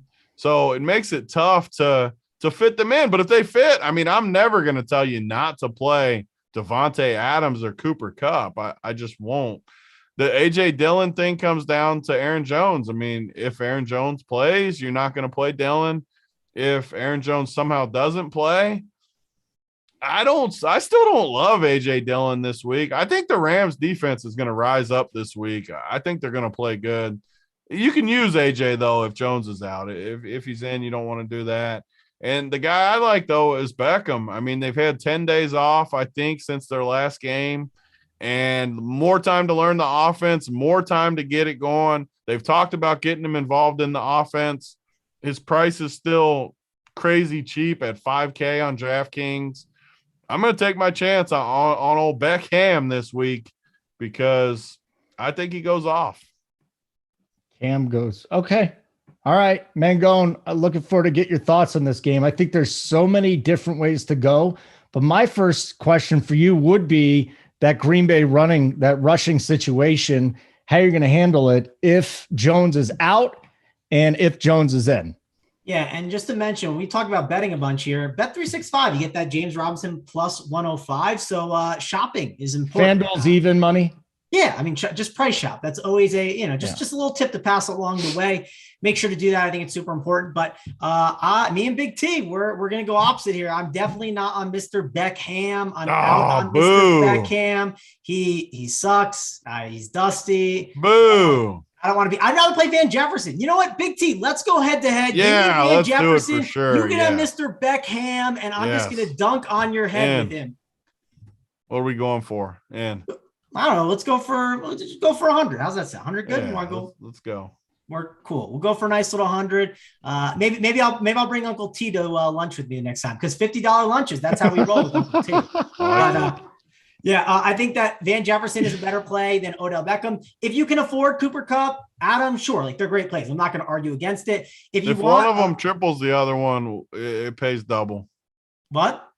If one of them triples the other person's score, we get double, 200. Agreed. I'm down for that. Van Jefferson can rip a good one, so I'm in. That's a fun way to make it a little more enticing, especially when he rips a long one. I'll definitely get off my couch for that. But the running backs are interesting because I don't need A.J. Dillon, and I think Jones does play. It could be he gets mixed in a little bit, right? Where it's like they're not fully on him, and they have a bye week next week. So that is going to be interesting. We'll get the news by probably 2:30 because he's going to do his warm-ups, and you'll see it with inactives. So you have Henderson there, and I think Henderson is the guy that the Rams are going to lean on. I mean, they lost Robert Woods, who's someone they used a little bit in the run game, and these two coaches, the one thing I think is interesting about this game and why I think it plays a little bit tight is they're both from the same coaching tree, right? You got the Shanahan, McVay, and LaFleur, and both those guys like to pound the rock. I'm sure they understand, like they can see formations and understand a little bit what's going on. So I think you can see both teams play a little bit tight, especially if they get up early. And I think that this game is just going to be a little bit dusty, and I kind of think it goes under. I don't love this game. I don't think it's like a Cooper Kupp, Devontae Adams shootout. I wouldn't mind just getting, if I have the salary at receiver to spend up for one, sure. Like I'll put him in my lineup, and I think they're good options, but I'm not just going to go out of my way and be like, this is the game to stack. It's incredible, and just load both in my lineups because they are really expensive, and they have to do a lot at that price tag to pay off. Like button guys, we're almost to our goal of 550. We're at 492. We got a little less than 1,000 watching. That's terrific. Clint Grit, shout out to you. Must be on tape delay. When did you hire the Unabomber? That is not the Unabomber. That is Mangote, Travis Mangone.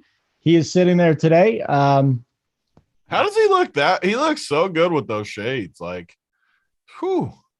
Man, hey, I said it last week on that show when the shade started on the Sunday night Showdown show, which we're going to do again tonight. The man just looks good in shades. They fit his face profile. Yeah. Did you get your haircut yet, Mangone? No haircut has been done yet. It's been a little while. It's probably been two and a half months, almost 3 or something like that. So we got to get that moving soon. You do look scarier in glasses than I do. There's no doubt about it. Yeah, I'm not gonna. I do need glasses though, man. My eyes are going to shit. I think a lot of it's got to do with the computer too. No bueno. It doesn't help when we stare at the computer all day. I know. I got LASIK done, and that was the best thing ever. But I might get those blue light glasses, man. That's what I hear. I got LASIK too. The blue lights still help. I might get those blue lights. I've heard some people talk about them. I don't know. If you think they're good, let me know because I Do you have them, get Tony? terrible migraines, and I don't get them as much. I wear them when I start getting headaches. Okay, because JSU has them. I think Title has them. A whole bunch of guys got the UV glasses, and it doesn't matter if you look like a dork. The only thing that matters is that you don't go and blind. If you pick winners in the glasses, that makes it worth it. Oh yeah, no doubt about it. So like button's one thing. RPS Heater 25% off your first payment of a monthly subscription. The NBA cores have been fire. We had a whole bunch of subscribers and our analysts hit for big money. JSU, congrats to my man. 167K. He and I do the Up to Lock show. JJ from the bet side will be swinging by too. So we've got that coming up. And we still got a couple of games to get to here. You're not in on this juicy Chargers Broncos game, Mangone. And from a DFS perspective, I don't know really how much I'm going to have. Is it a Javonte week? Big T. Is Justin Herbert really in a good spot today at 6'6"? Austin Eckler, Keenan Allen, just a lot of different guys. This is the unders, though, in these Denver games with the Chargers, and the Chargers just play whatever their competition is. They just play to them. So you tell me, man, is this a game where we can find something? I just don't play Denver games as much as others. They just play so freaking slow. That I just don't. I mean, I could play Herbert, Mike Williams, these guys every week. If you did it, I wouldn't totally hate it. But man, I just don't play Denver games. It hasn't really let me down all year. They just play super, super slow. And yeah, Javonte, man, off the bye week. Do we think they finally give him an extra nudge? The problem is I just think they keep giving Melvin half the work. And if you're only getting half the work and the game is already slow, you just need a lot to happen to get there. I mean, yeah, he could break a long one. He is good. I think everyone likes Javonte. Everyone's waiting for the week where he explodes. The problem is he's only getting half the work in the game. The Chargers don't mind playing slow either. So I'm not on this game. If it was anyone, though, I'd be on Mike Williams, Big Mike, or Javonte would be the two guys that I have a little interest in. Big Mike and Javonte. Hey, Mangone, are you completely off of this thing? So here's my issue with this game. This is the one I really struggle with. Not only do you have to get it right that this game doesn't play slow and the Chargers control the pace, you have to get that right. So that's one leg of the parlay you have to hit. Now you also have to get right who's scoring the touchdowns between all these guys. I mean, look at this Broncos team. It's Judy. It's Sutton, Tim Patrick, Noah Fant. It could be Melvin Gordon. It could be Javonte. Could be Albert O. Could be Albert O. Melvin Gordon revenge game too, right? You just have to get that part right too. And then I haven't even talked about the Chargers side. Good luck guessing that one too. I do think it's Mike Williams over Allen in tournaments. I think Eckler's a good option, but he is pricey and he's going to be lower owned. And I think I like the Charger side more on FanDuel, mainly because of the pricing of things over on FanDuel. It's just so easy to get in a guy like Tom Brady over there, where I think more ownership gravitates him, where I think that the Herbert stacks make a little bit more sense over on FanDuel because of that, where you can get some maybe lower ownership on someone like Herbert. So I don't hate him over there. But again, this is my issue with this game. It's Eckler, Roundtree could easily enter the game and ruin a touchdown. Keenan Allen, Mike Williams, Jared Cook, Parham, even that Steven Anderson guy. I don't even know if he's in or if he's hurt, but it's they just have so many guys that can steal work, and it's so hard to predict. And you also have to predict the game's going to shoot out.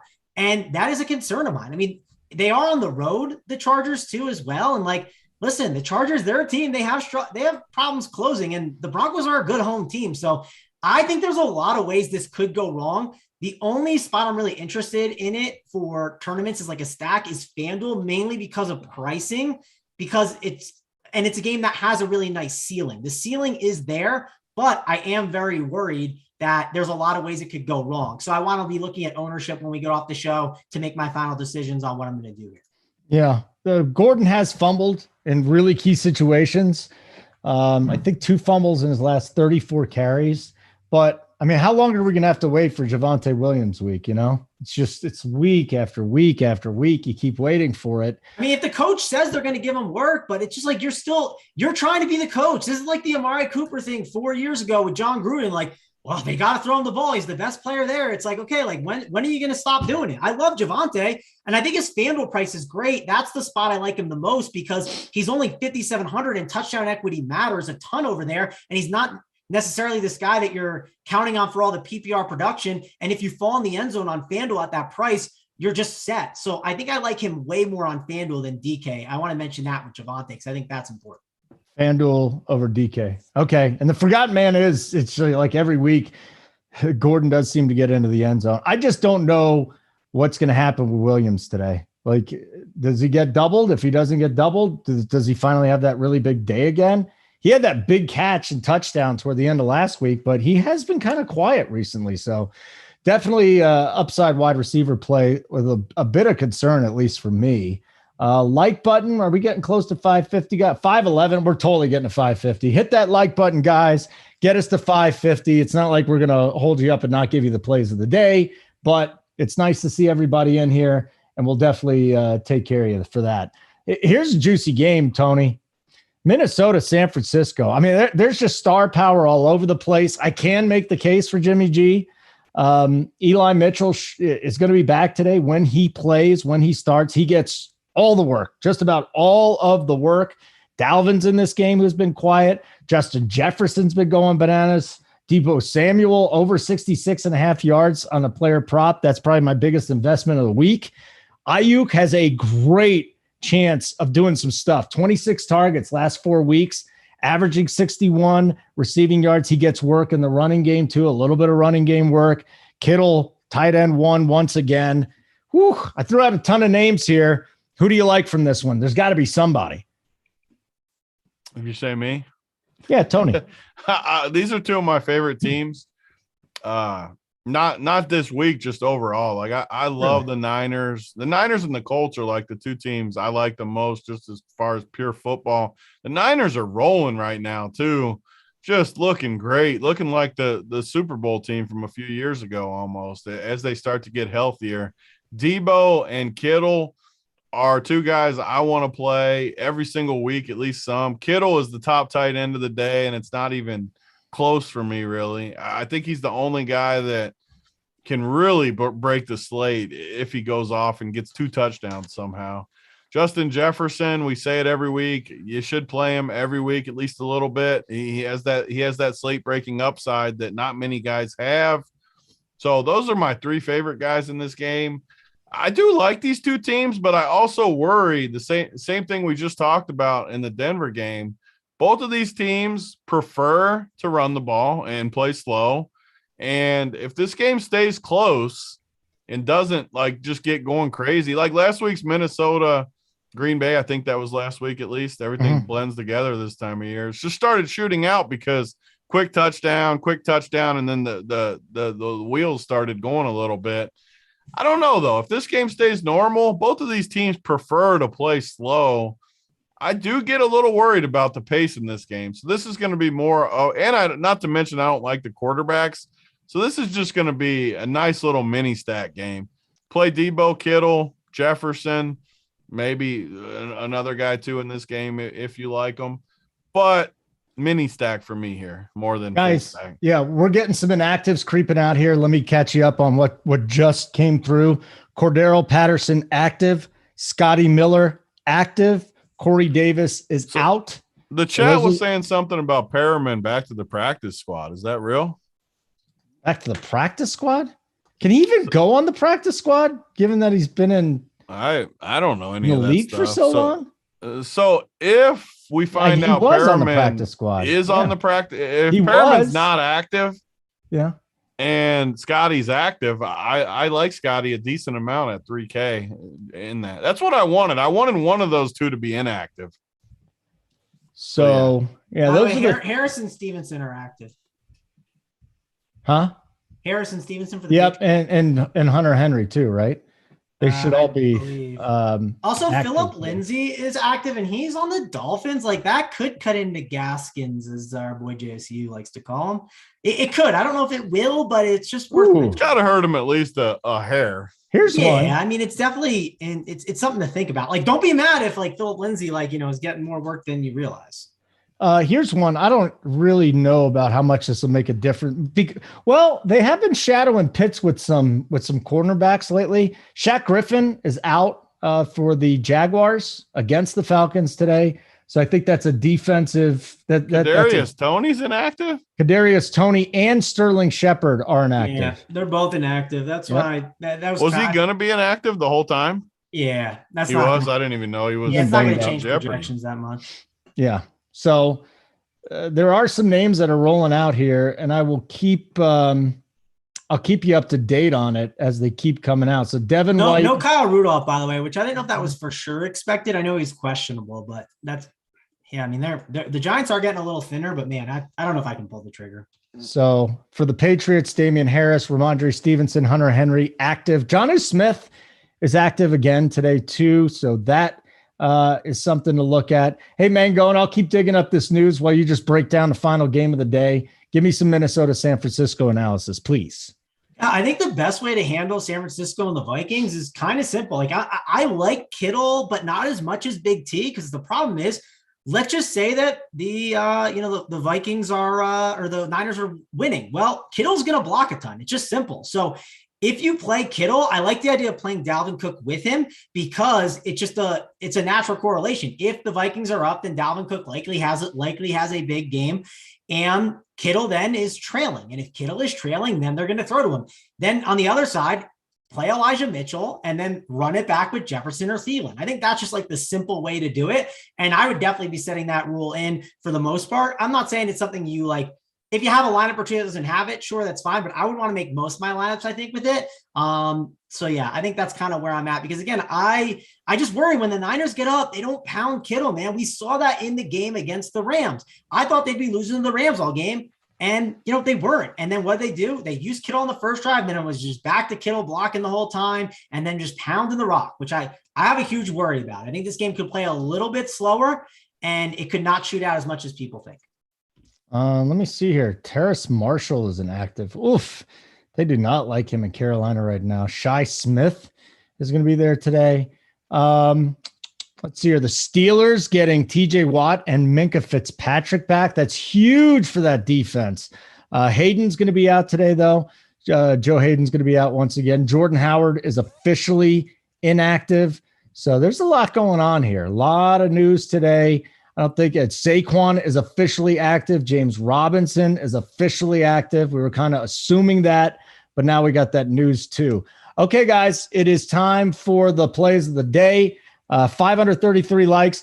Hit the like button on the way out after the show's over. But if you can get us to 550 before the show is over, we would really appreciate that. That would be great. Remember, we're doing this show for free, and you're getting a goat, a Unabomber, and me to help you out today. So you really are getting some great stuff. The workbench play of the day. I'm looking forward to the workbench play of the day.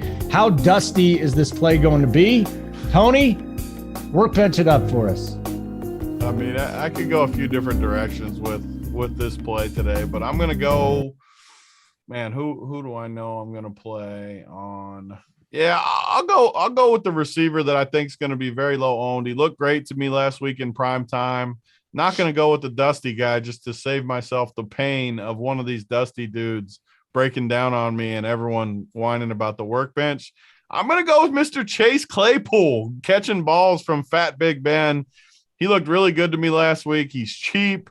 Love his upside today. Give me Chase Claypool workbench. That's concerning for me. I got his under 4.5 receptions.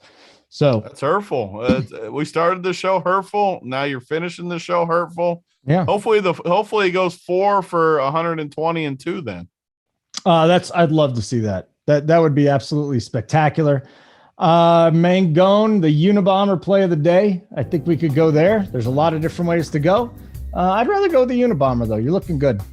Down. So this is great. I mean, we're just going to have it with me and Big T holding hands, arm in arm. Same game, Chase Claypool and Jamar Chase is the little The snap we Chase put brothers, together. arm in arm, the Chases. Yep, we chase down Yeah. everyone. We chase them down and we take on first in the leaderboard. And then what do we do when we get to the top? We hold it. We hold first place with the Runpure logo for 3 hours and hope for the best and get the job done.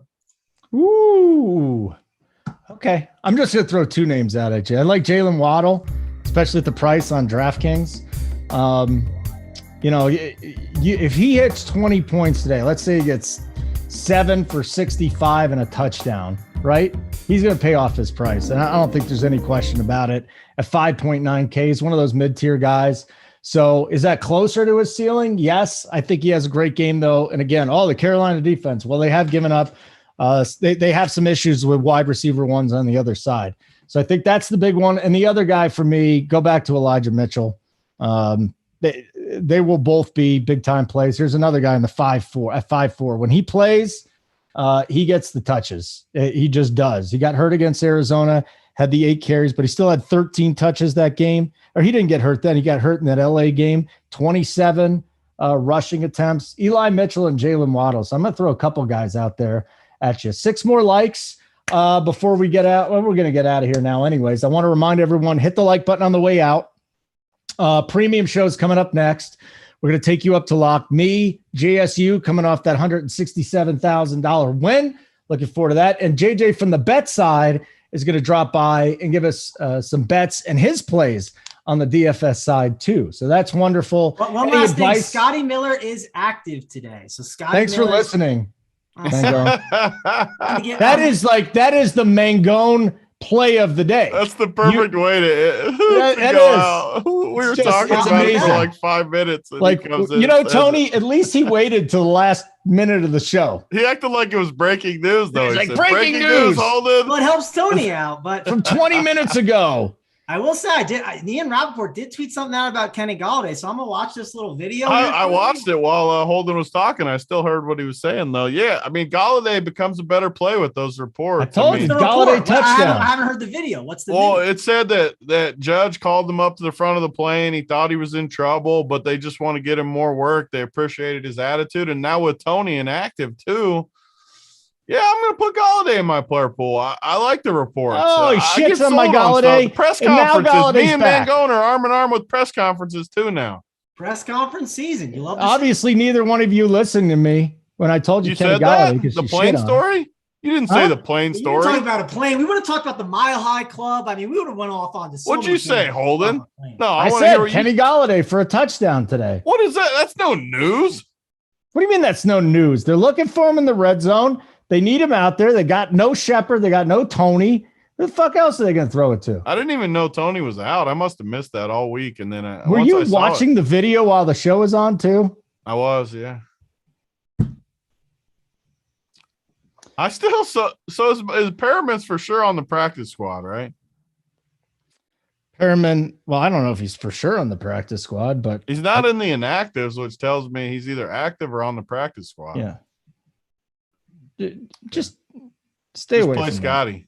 Play Scotty. Well, all right, Scotty day for you guys. Go for it, everybody. Go for it, everybody. Simon, wonderful work behind the scenes. Remember, if you haven't already signed up, RPS Heater 25% off your first payment. We got to 544. We love that too. Thanks to everybody for watching. We do appreciate that. For Mangone and Big T. Big T, why don't you tell Simon what to do? Simon, get us out of here for a big day.